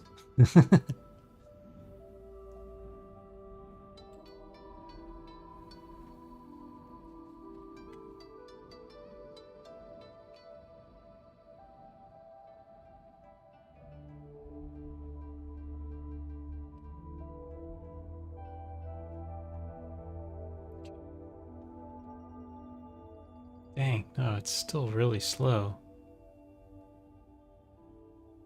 That's so weird. I'm gonna reopen the older version before I did this.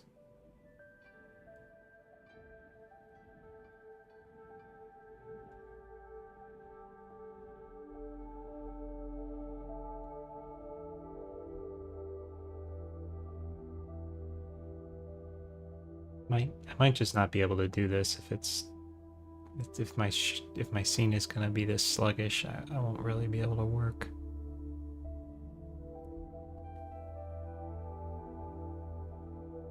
Check the computer task manager. Good idea. Where am I from? I'm from the US.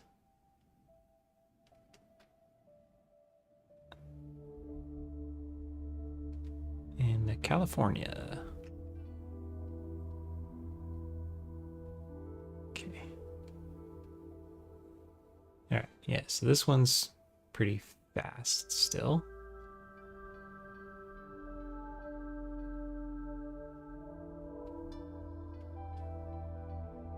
This one's like unbearably slow.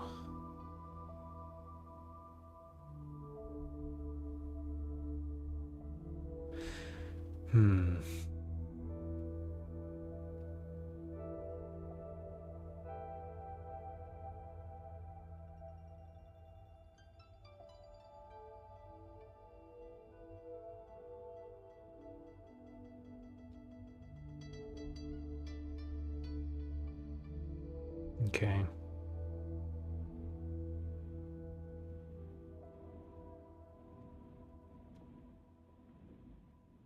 Okay. I don't think the NLA is going to work for this. I don't know if it's always this slow and I'm just... Or if I'm just doing something wrong. It doesn't seem like it should be this slow. I've used it on some other things where I combine like some face animations, multiple face animations, but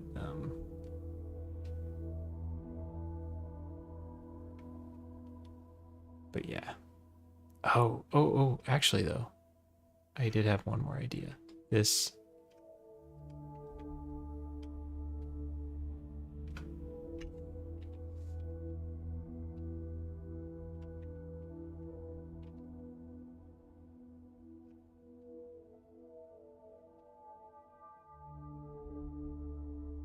No.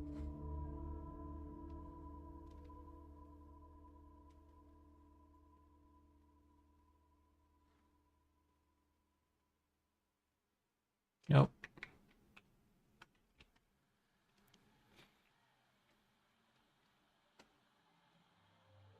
Okay.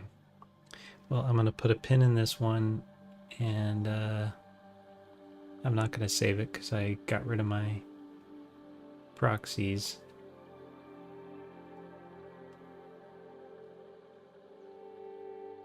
At the heart of the animation industry, yeah. Do you have multiple Blender projects open? I did not, and I think it started when I had those two actions. It slows the PC tremendously. Yeah. Okay, I'll try again. I'll try. It could have been something else. Because I did have the proxies turned on, I think, and those slow the scene way down. So let's try a version 6, and I'll just try it one more time. And I'll restart Blender, and I'll make sure there's no blenders open.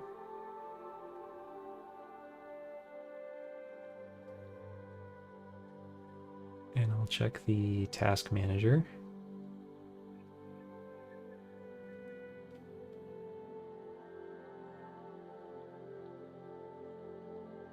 Let's see.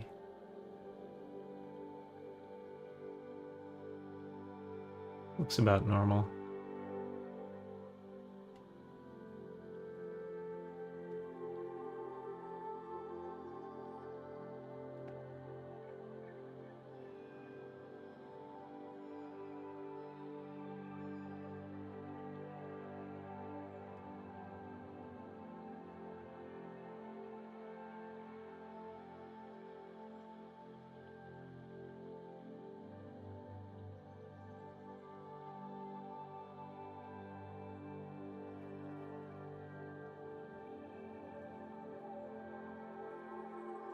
Okay, let's try it again.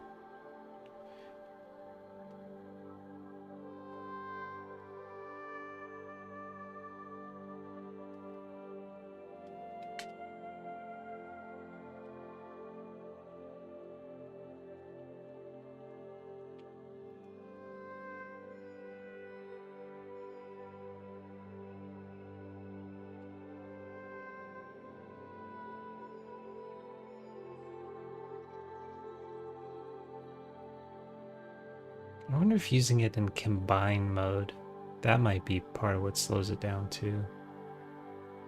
But I don't know if I have a choice in that matter, if I want to use this. All right. So drop that down.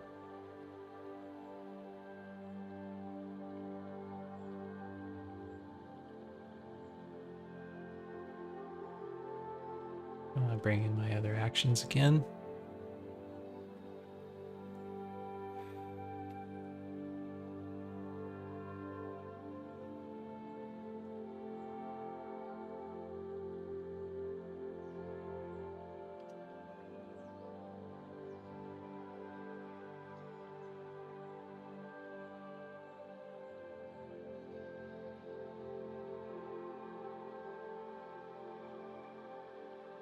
Just before I set these modes any different, I'll just try bringing one in and see if it slows it down.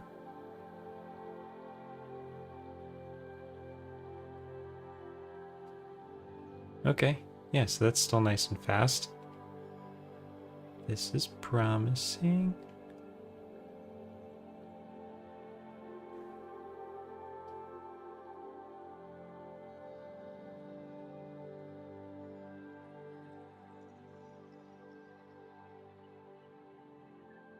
There we go.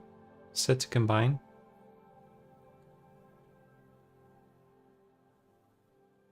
Okay, well,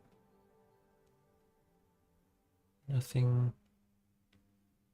So I'm pretty sure these are the exact settings I was using.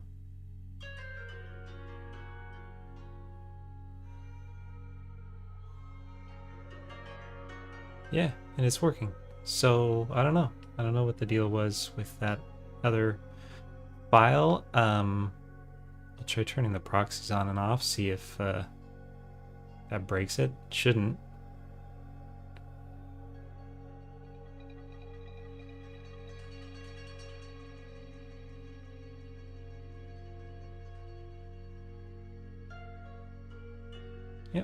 We're good. Okay, well, I don't know what the deal was, but seems to be working now, so I'll save this and I'll go ahead and kind of continue with what I was doing. So yeah, the idea is, so I've got that run and stop mocap. Yes, nice. Very, very happy. I think this will save time. So I got this run and stop. Right now I've got this other run that's just kind of like repeating and overlapping over on top of it. And so I need to edit that run.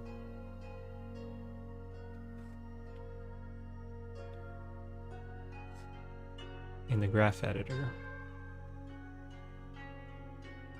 And I'll just go ahead and make this my main action of the animation in addition to that run and stop, because I think the two will be all I need.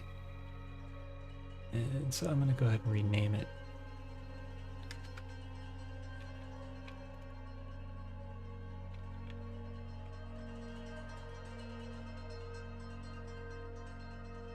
This is shot 170.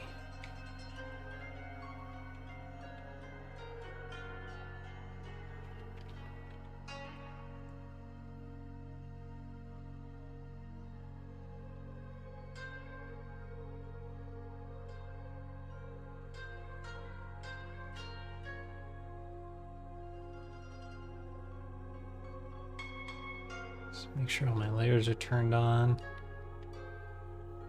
so I don't miss anything while I'm retiming and tweaking and blah blah blah.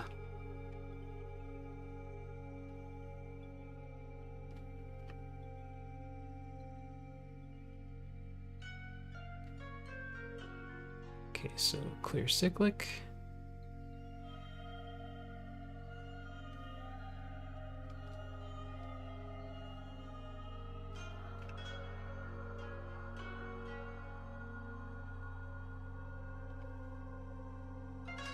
You have to go. Good luck with the scene. Thank you very much, Malinky. Thanks for stopping by and chatting and keeping company and saying hi. It's good to see you again.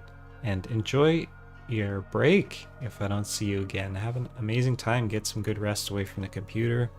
And I hope you have a great weekend.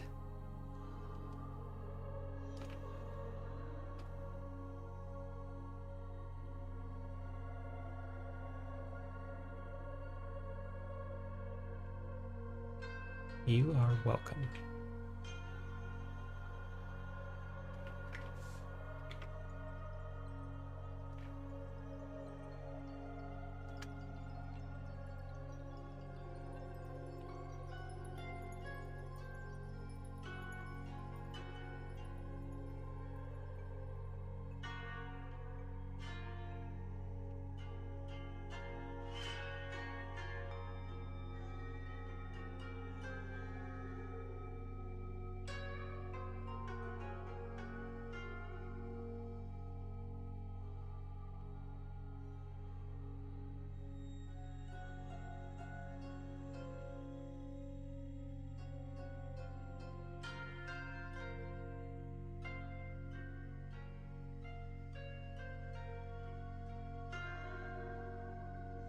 Probably hold. Okay. So, I have to find where Indy went.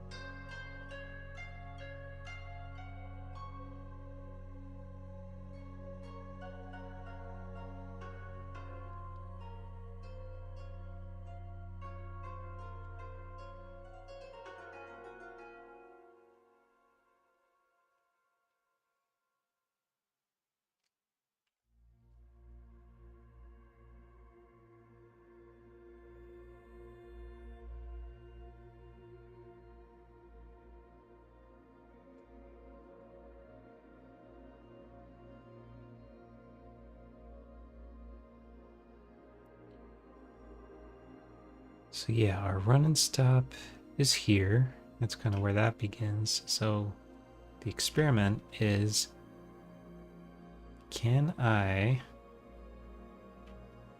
fill in that space with this other run until then? Looks like it's only working on the arms.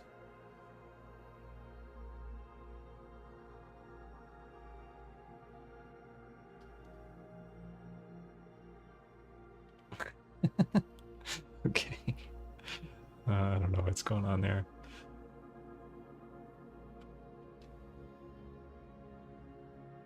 Interesting.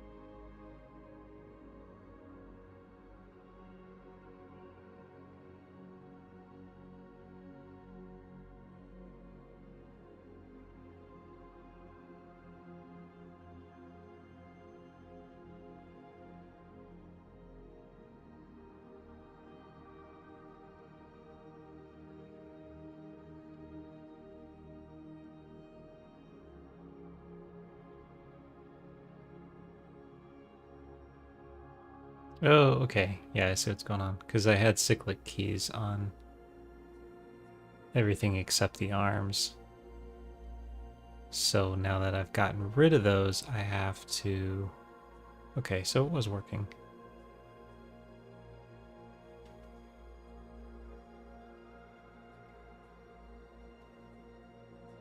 So this part is intact. And if I want to keep all the running, I have to basically grab everything except...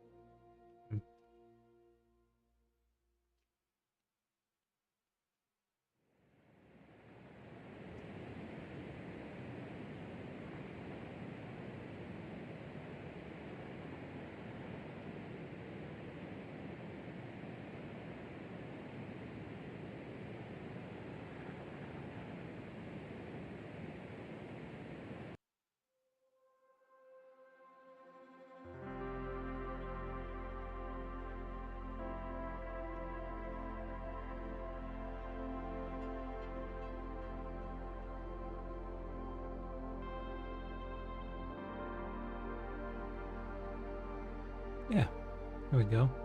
So just copy paste, because I can't leave it on cyclic, but I don't want it to keep going forever.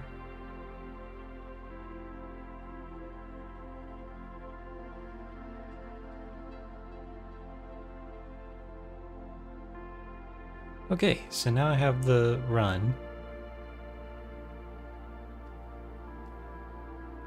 And put this, change this back from replace to combine.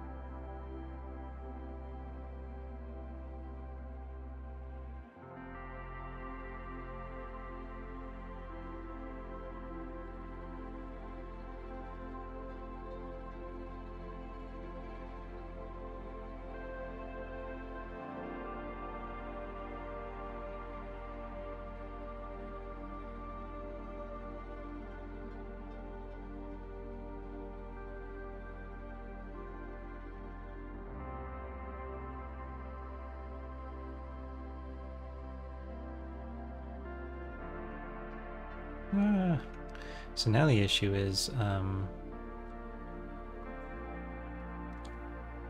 can see one pose of my running to stop, but the rest of it is gone.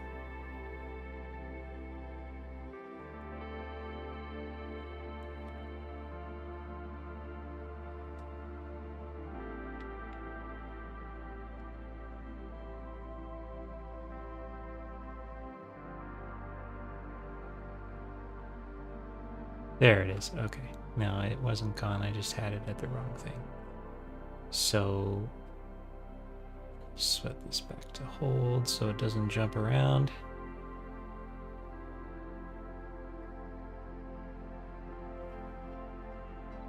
Set this back to hold so it doesn't jump around. And there it is. Okay. Okay, I think this is gonna work.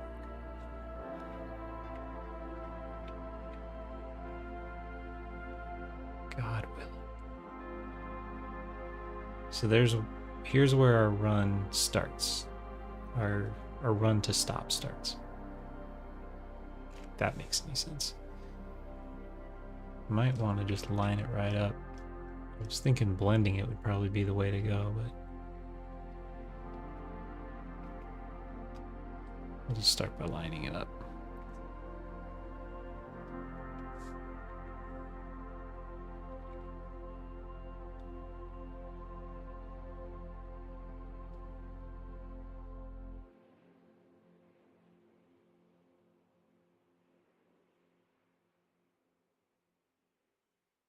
Okay.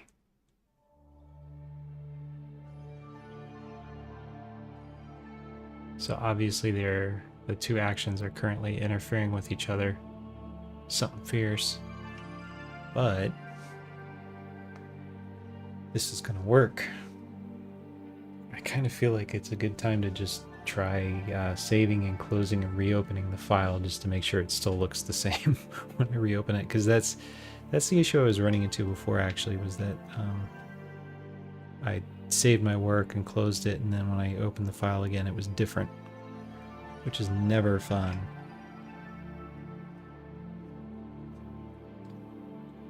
So before I put any more effort or time into this crazy method, I'm going to test that.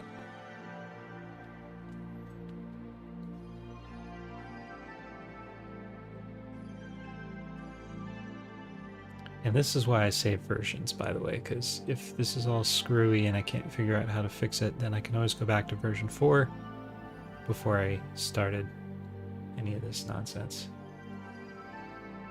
And it's not like my file is ruined. So I highly recommend always save versions. It has saved me so many times. Okay, and yep, looks like it's working. So the way to fix this is basically to blend one into the other for one thing. But because I'm keeping this initial running animation as my main action, I don't want to fade it out because I'm going to keep using it after this other run to stop. So what I am going to do instead is I'm going to try fading this in and out underneath the other.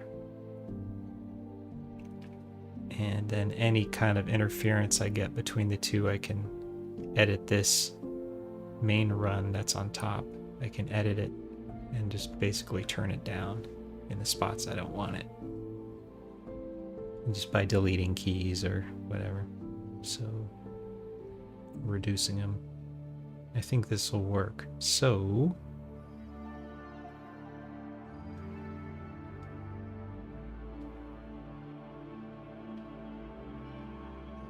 the beginning of our scene is here.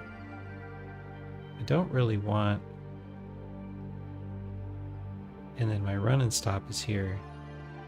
I don't want the influence of my run and stop to happen until, so this is where the animation of that actually starts.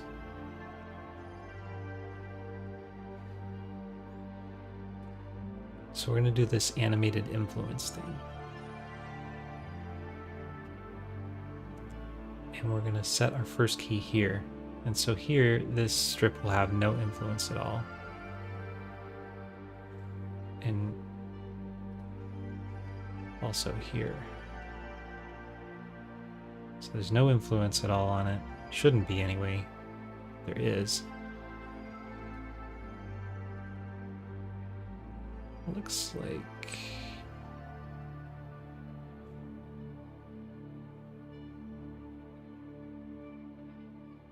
Looks like this didn't get keyed. Let's try this again.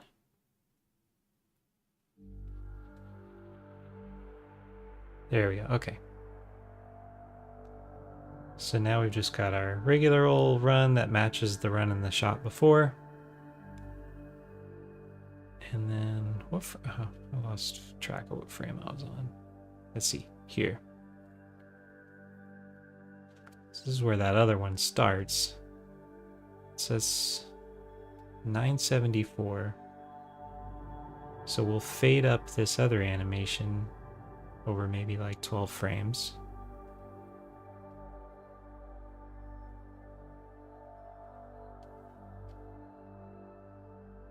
And so now we should see something.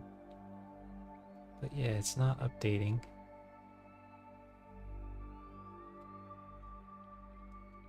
Seems to be kind of fussy. There it goes.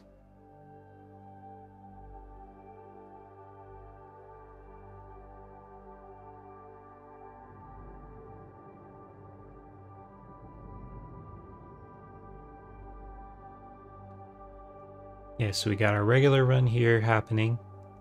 Then we got this situation.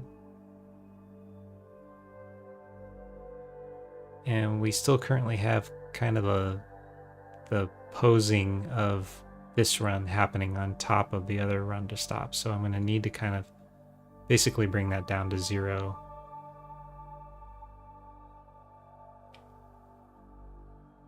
So what I'm going to try is at this same frame, 986, where the other animation is at its full influence, I'm going to basically set Andy back to like a full default pose so that there's no anything.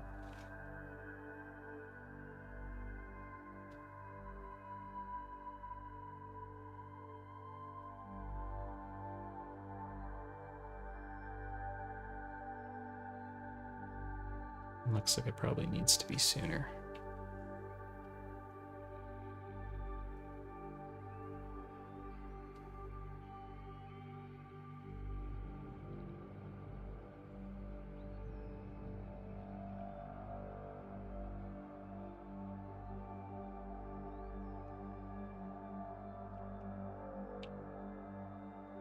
Okay.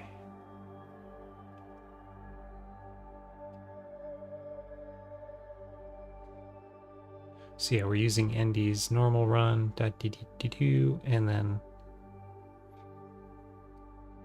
as the other strip fades in,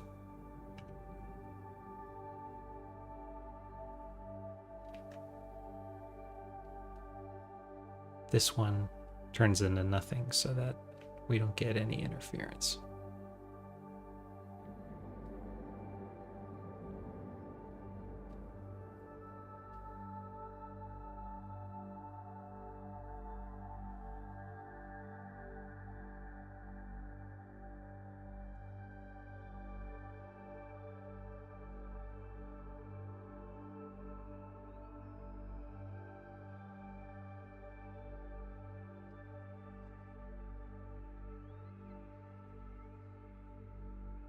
So yeah, that's the idea.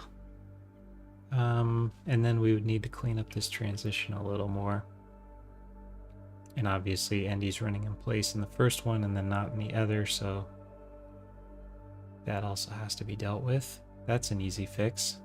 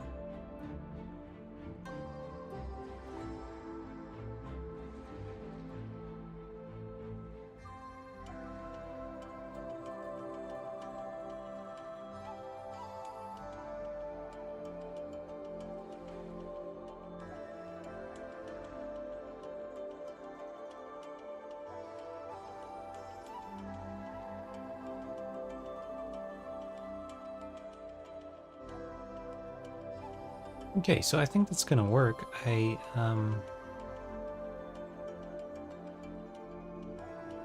think I'm just gonna have to do quite a bit more like surgery on it, basically. Hopefully not too much, because at a certain point it'll have just been faster to just animate rather than fiddle around with all this stuff, but there's still some time savings left in the bank.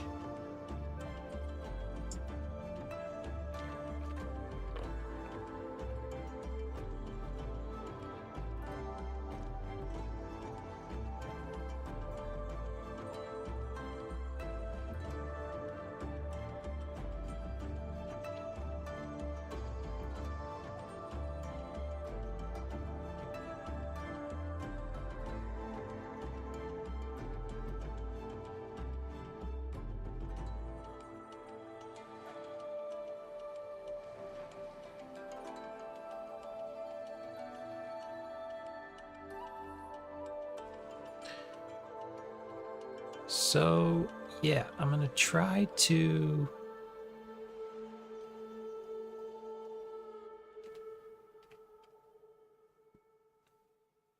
do some more editing on this action, on this run to stop action, to make this work a little better. I want to end this in a neutral pose, so that I can continue, or I don't know, I mean, maybe it would be smarter just to continue with this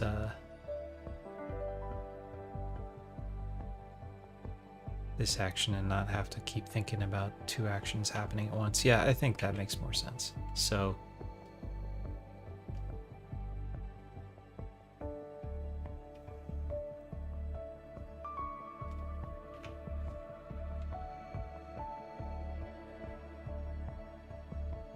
just make sure there's a key on everything in this action here.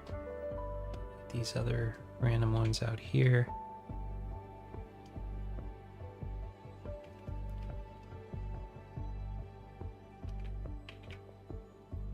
And then save up a version, because this is where it got weird on that other shot.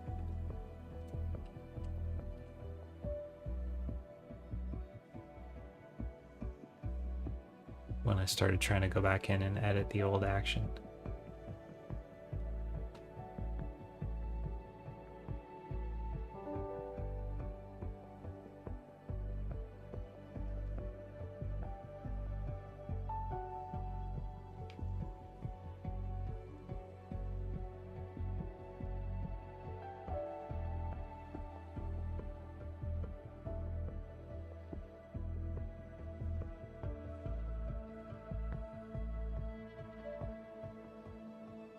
So yeah, in order to make this like a nicer blend, I might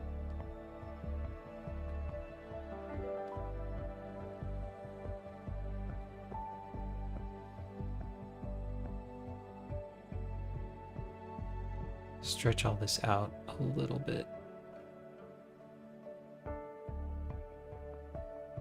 more.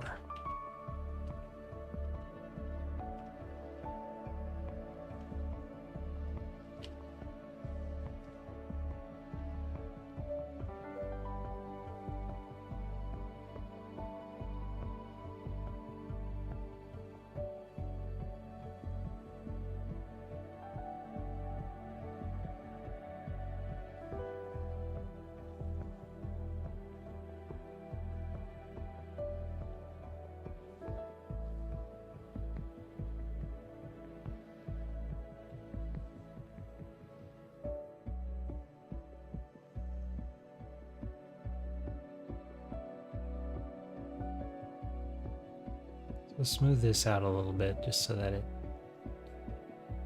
hopefully takes care of that jump.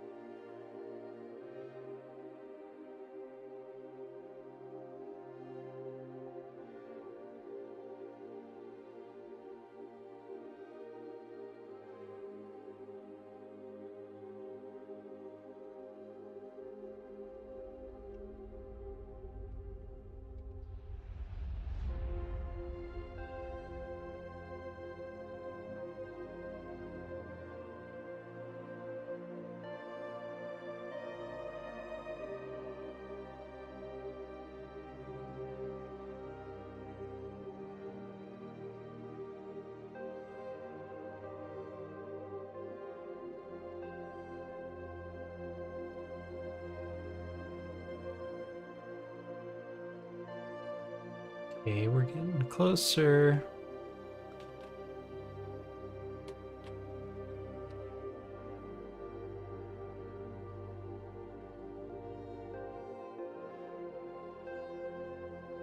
It's kind of a weird like switch in the steps, but I can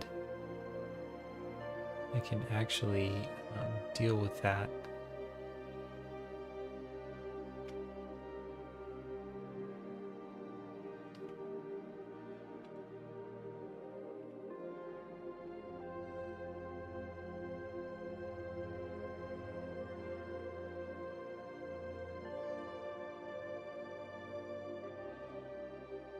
Let's lock these for the moment.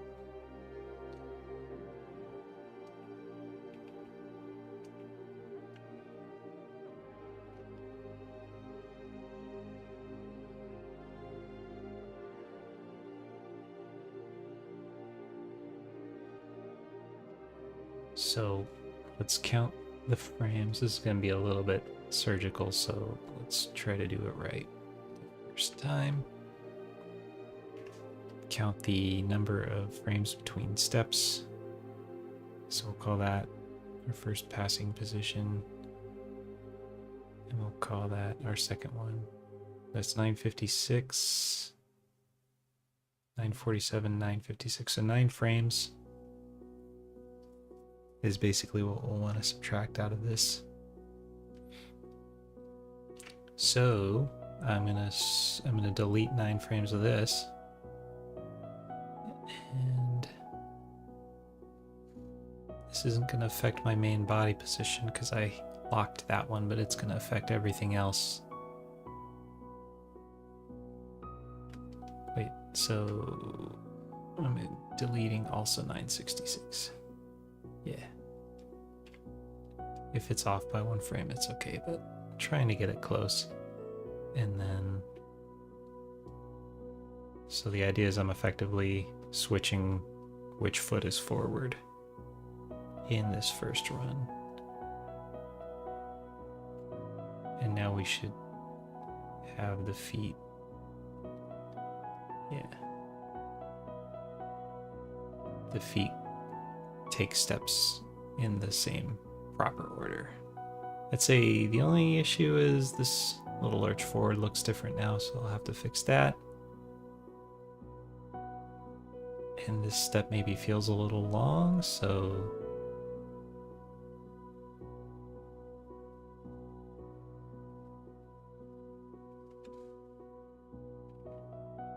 could try this, see what happens.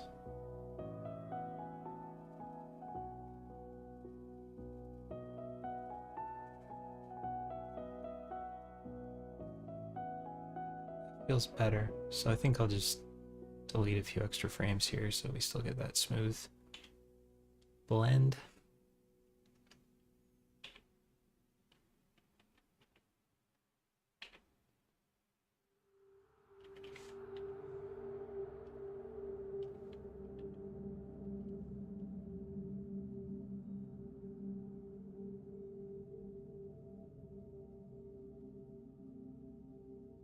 Okay, so that pacing of the time between steps feels a lot better now, and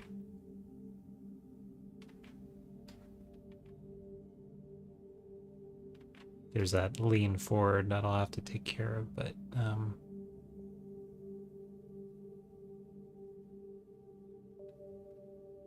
I'm just looking at the time of when the feet fall and the order they fall in, and that seems like it's better now. So next thing I can do is go back in and fix that trajectory.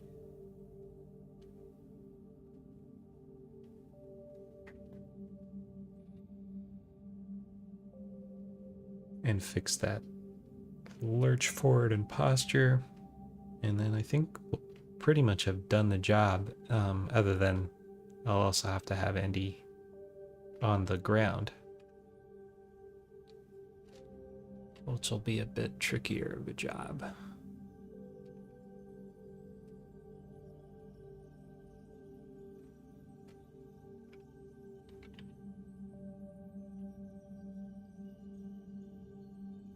Okay, so yeah, this can be a lot smoother now.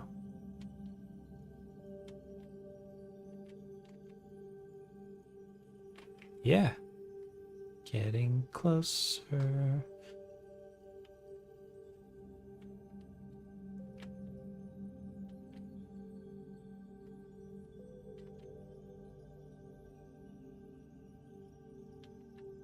Okay, so I'd say for trajectory and footfalls, that's gonna work, other than them not being on the ground, but just the kind of traveling space they're in.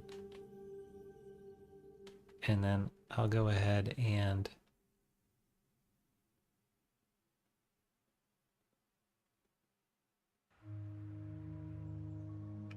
Save again.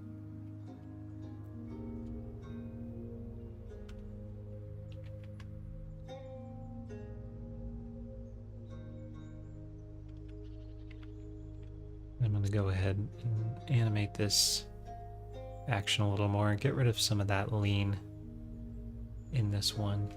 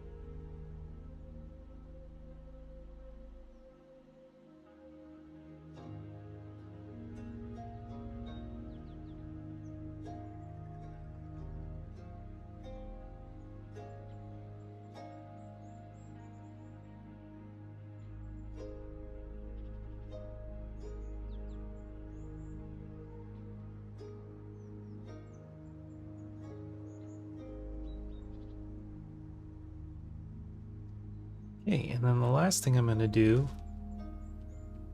is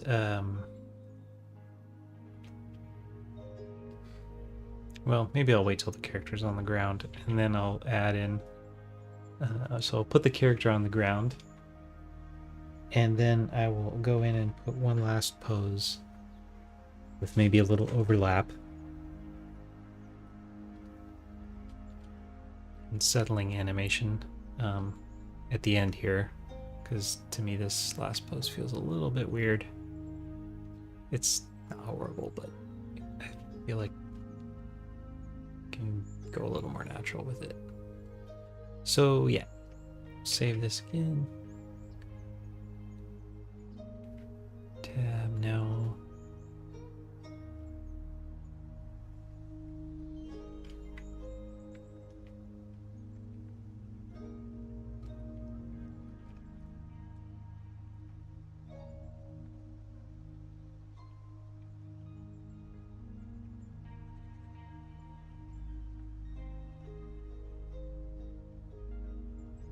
Uh-oh.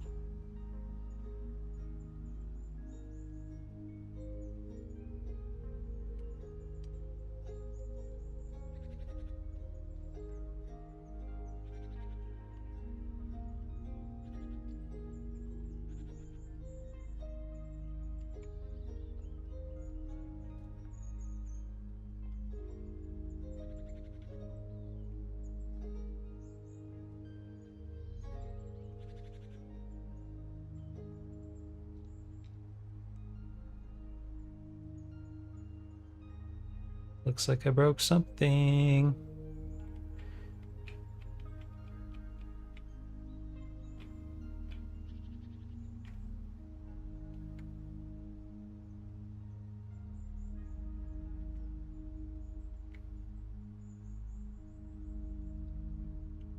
Oh no.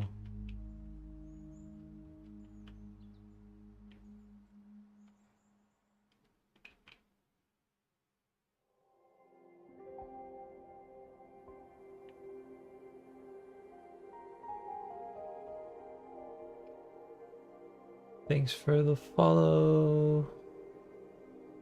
I am nervous to try to say your name. I don't know if I'm gonna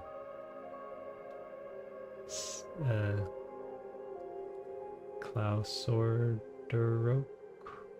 Sorry, I'm sure I'm saying that completely wrong, but thanks for the follow. And welcome.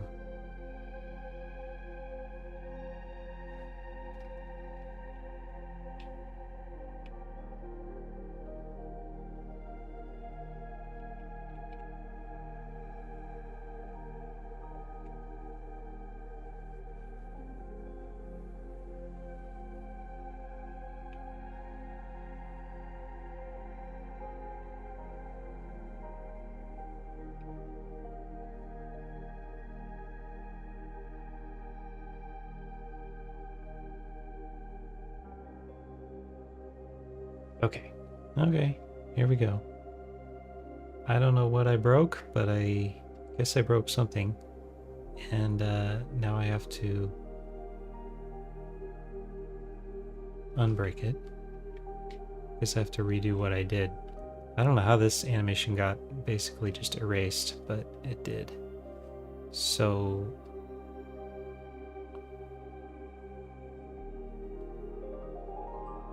save again.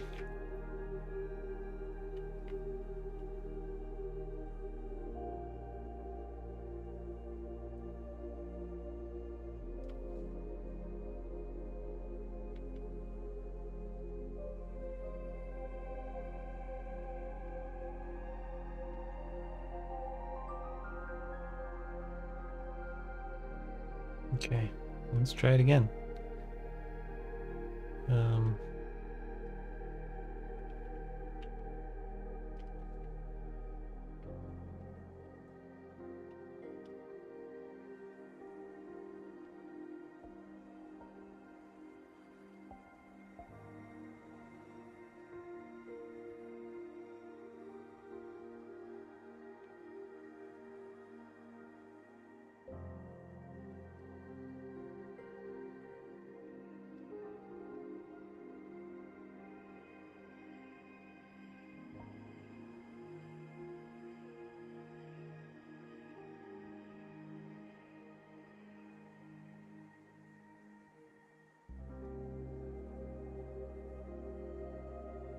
Loving that 59. Hi, hello. I'm good. How are you?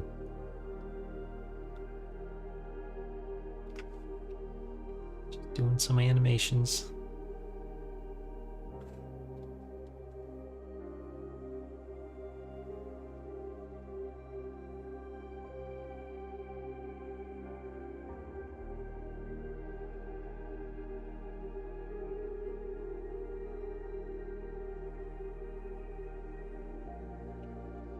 Pretty okay.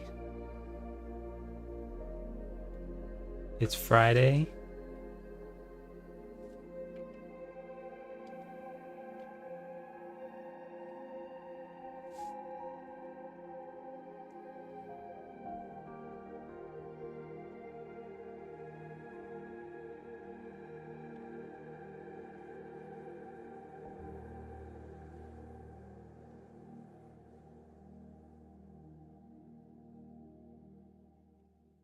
Okay, so now I've done that again. Let's try going back and...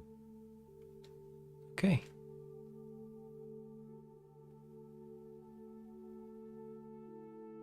All right, well.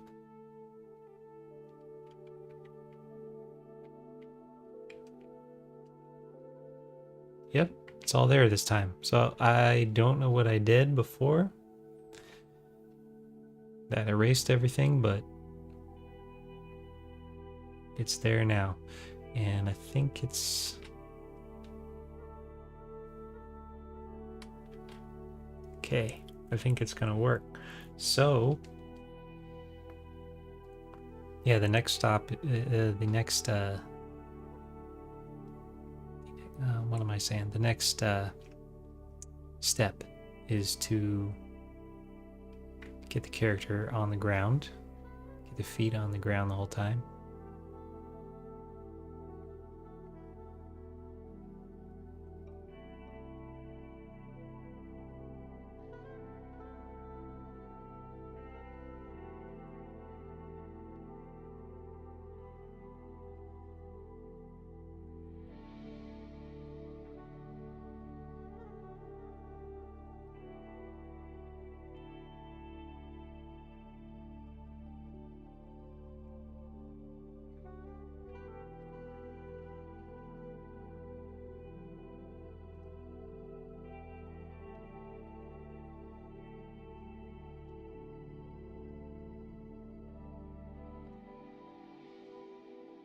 I'm gonna save up another version too, just because things get weird. In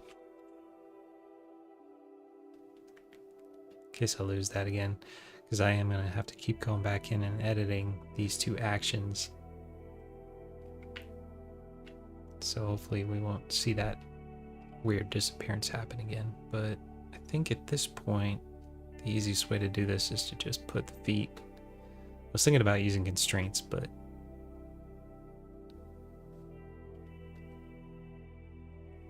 it's probably going to get weird. I don't know, it might be worth a shot. I'll try it with constraints.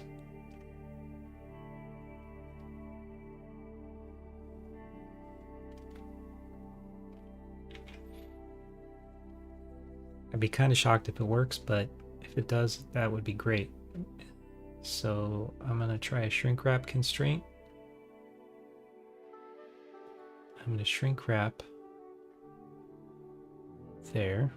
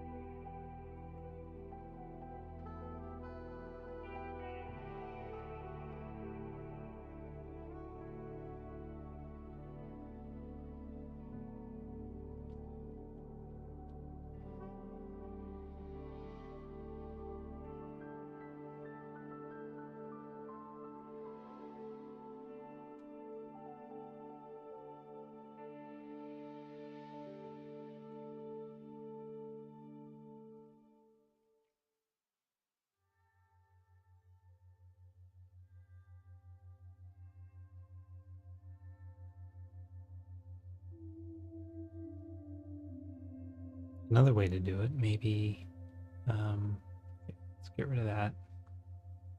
Maybe if I put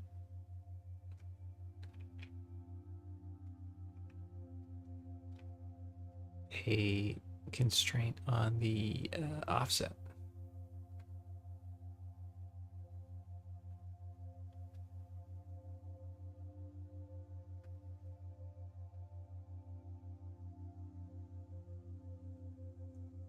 Did you also model and rig the characters? Yes. Well, I used a add-on for rigging. I used Auto Rig Pro.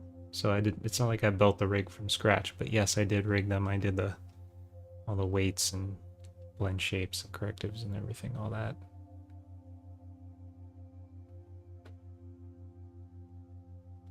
Oh, no worries. No worries at all.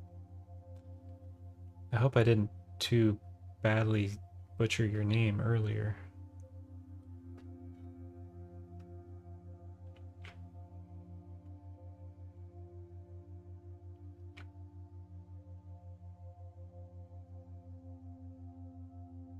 Oh, here we go. Above surface, maybe? There we go. Okay.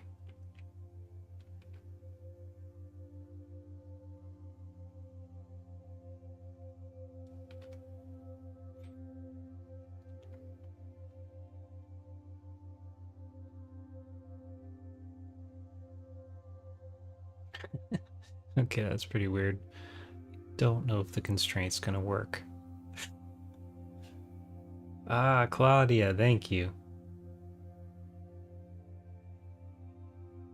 Yeah, I can call you Claudia. Claudia or Claudia, whatever you prefer.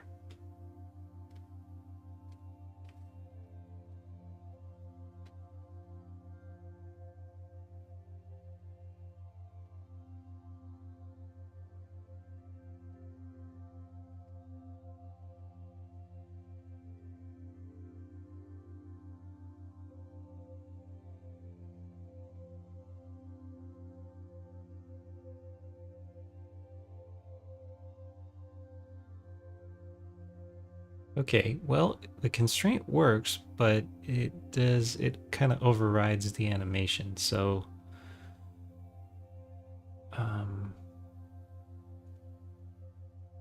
not sure if there's a way to have it happen before the animation.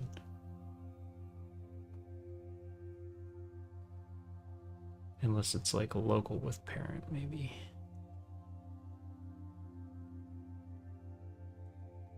No, I don't think so.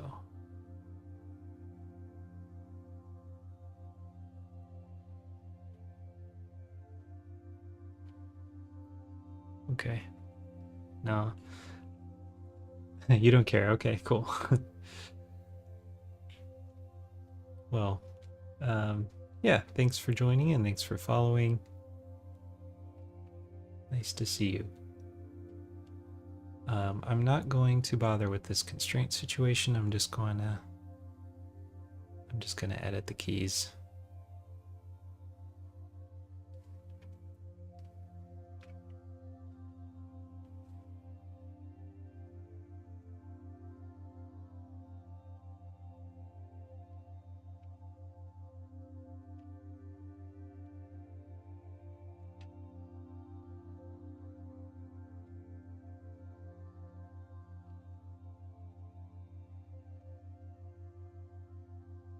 Yeah, okay.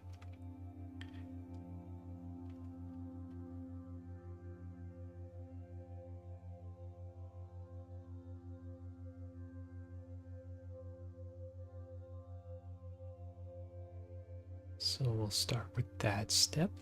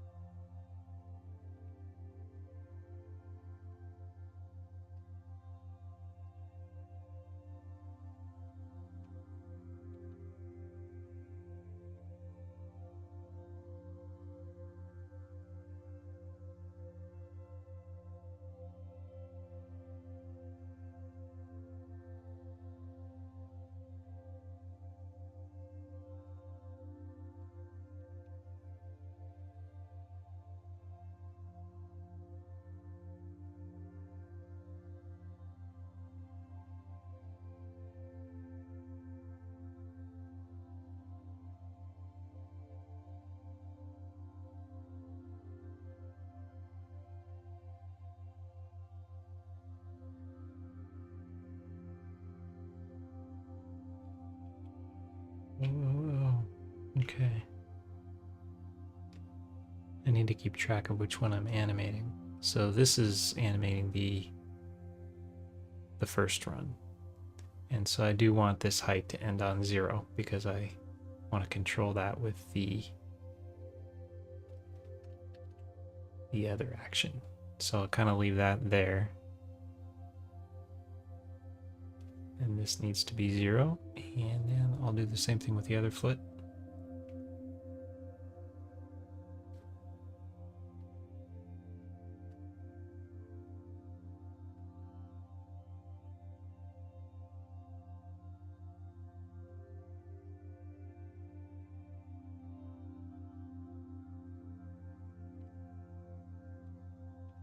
This one's a little trickier because we're halfway blended between.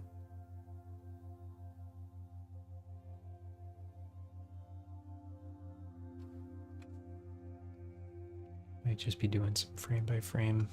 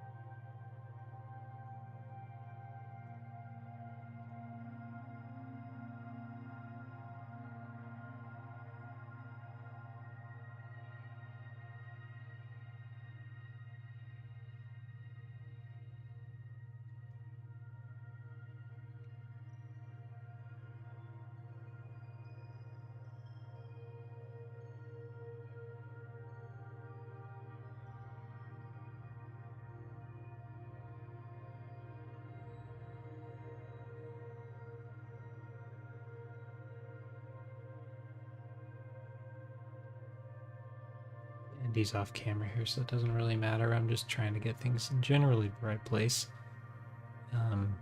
Try to make it seem like the feet are contacting the ground.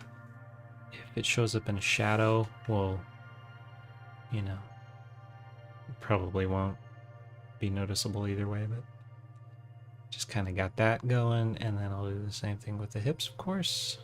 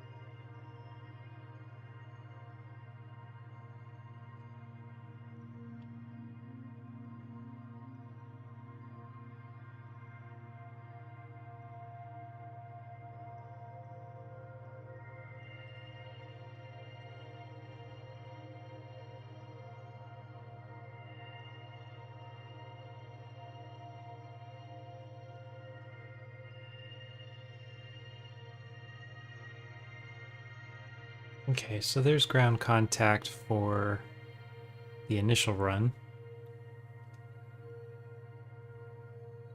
It's not perfect, but I'll go in and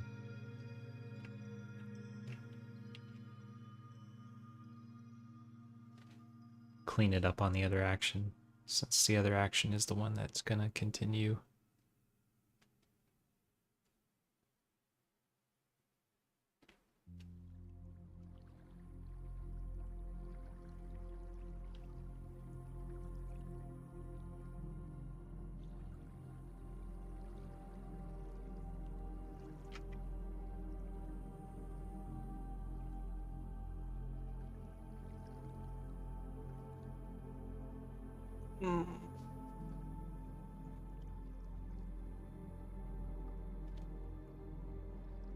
And then I'm probably going to end the stream because this one's been over 3 hours and I have not taken a break.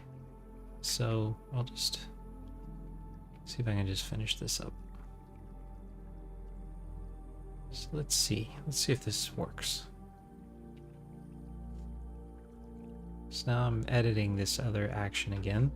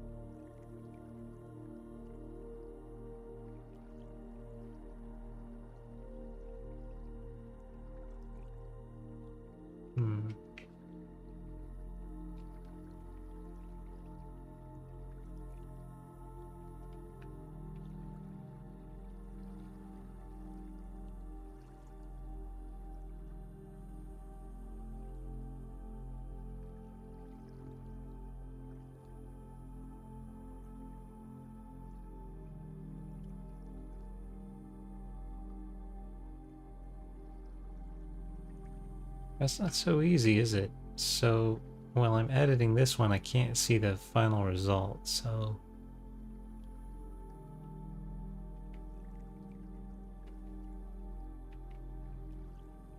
I think I might change the plan once again, and actually I will continue the animation on this top action.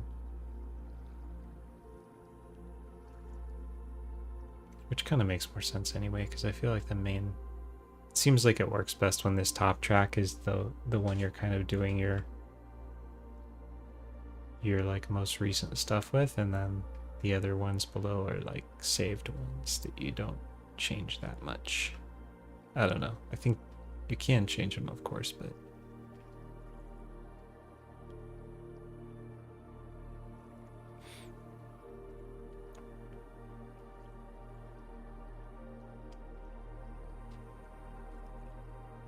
it's such a finicky little system.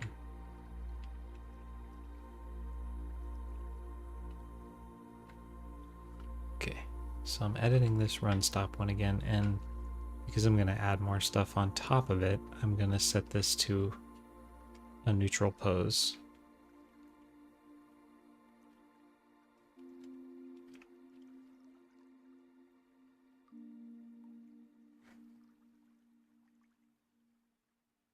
At about here.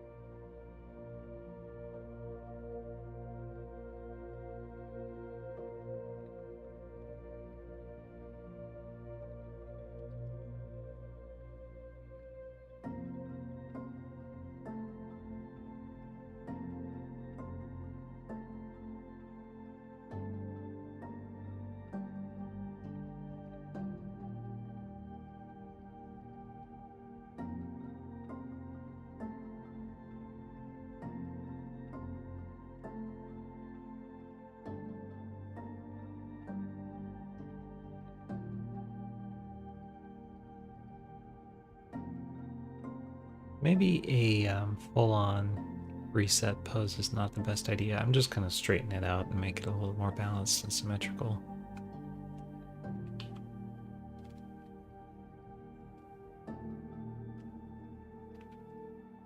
So if I want to put something on top of it later, it's not going to be totally wacky.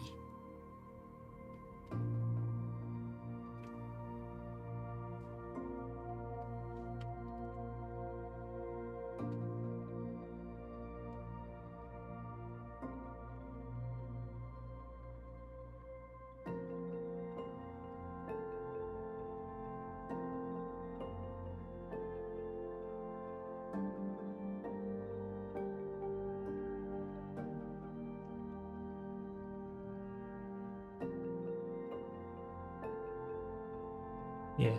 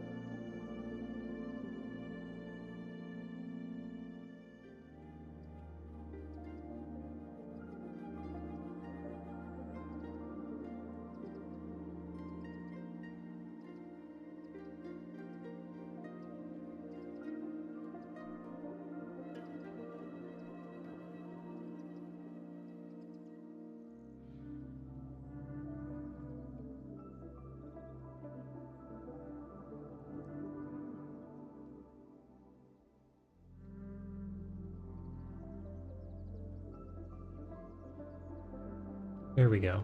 Okay.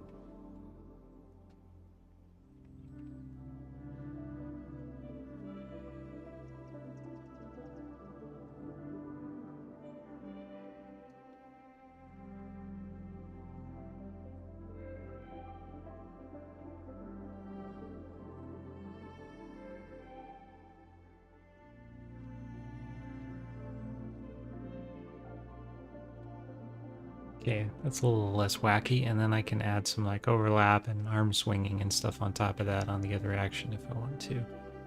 So now if everything's working as expected and I didn't mess anything up unwittingly, then when I come out of this edit mode, I should have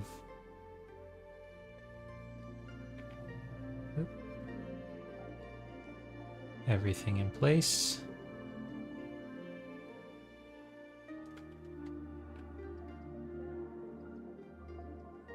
And there we go. And he runs up and stops. Feet still aren't fully on the ground. But what I'll do is I'll go in now on this main action, on this top one, and I'll just add those corrections on top. And then hopefully be able to leave this action alone, this run stop action alone now. Not touch it, and then just continue animating on top. Because this shot is quite long, I may rearrange things across the cut. We cut to the other shot, so they run in, Amp is going to turn around and say, "Whoa, look at these, oh my gosh." And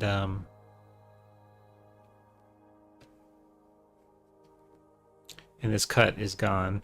This is now just going to be this shot until we cut to Andy's close up here. So it'll just go from here, well, here basically, from here to here. From here, so they run up, they stop, Amp turns around and says, "Whoa, look at that." Then we cut to Andy in this close-up, and during this cutaway, I can kind of rearrange things so that when we cut back here in this next closer shot, I might reset my like trajectory and stuff so that Andy's like actually standing on the trajectory and stuff, because that will be helpful. Also, it may not be necessary. Yeah, probably won't be necessary actually, because we won't even see Andy's feet on the ground, but it will be a good time to do that with Amp. So I may reset Amp so that Amp is standing on top of their trajectory and closer to the leaves so that Amp can reach the leaves, because that's the next thing Amp does is reach up and tries to grab some leaves and pick them. So yeah, this is something. This is a start for the day. 3.5 hours, I guess. It looks like it took me to get to this point, which is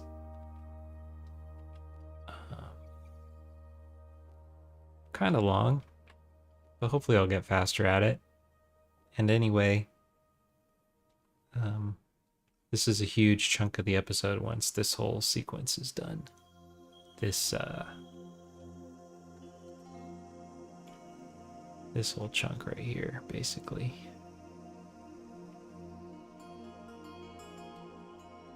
So this will all be these two shots, pretty much. And all of that exists in this same timeline here.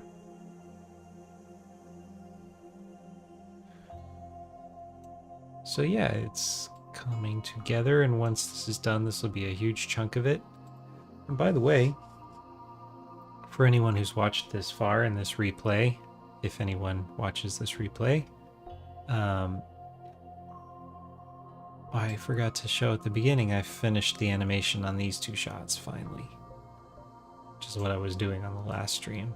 I'm trying to remember to show, like, if I finish something from a stream off stream, to show the result at the beginning of the next one, and I forgot to do that. So in the last stream I was animating these two shots, and now they are animated. So this one was time consuming. Could definitely be much better, more polished, beautiful character animation that's more physically accurate and has better weight. And of course, like if this were like feature quality, I'd be spending probably 3 weeks on these two shots, I'm guessing, to get them looking good, and this was about 3 days of work, or 4 maybe. So I did the math in my head. I figured, okay, if I were doing these two shots for Disney or something, they'd probably give me, I don't know, between 2 and 3 weeks to work on them, is my best guess, based on what I've learned about what their quotas are. And so I'd say it's about 30% of the time I would have spent on them at Disney, and about 30% of the quality. So I feel like it's a fair trade, but it tells the story, and yeah, hopefully once it's all rendered, it'll be working pretty well. And yeah, so that was where I got on that shot. And yeah, this is just, I just get into that to kind of explain like why I am using mocap, because you know, if it takes like 4 days just to get this, which is still not like feature quality, it's maybe, you know, maybe could pass for TV quality, I guess. I don't know, because I haven't worked on TV much, but you know, this is without, and this actually was also using mocap. There's a little mocap on AMP here for this first tumble. And then of course the face mocap. So even with that mocap, not using like a lot of mocap, but just little bits, it still took 4 days or so to animate this fairly rough character animation. So considering like this is all still left to do, and a lot of it is characters like running around and walking and talking and stuff, so a lot of that can be mocap, and that's why I'm doing it, because otherwise this would take me whatever, like a year to animate the rest of this or something, and this is not what I'm doing here, so that's not what I'm here for.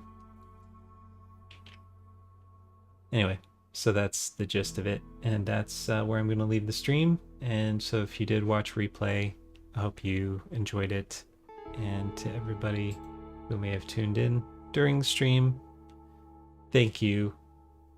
Appreciate you, and I hope you have a wonderful day. I hope you all have a great weekend, and thanks.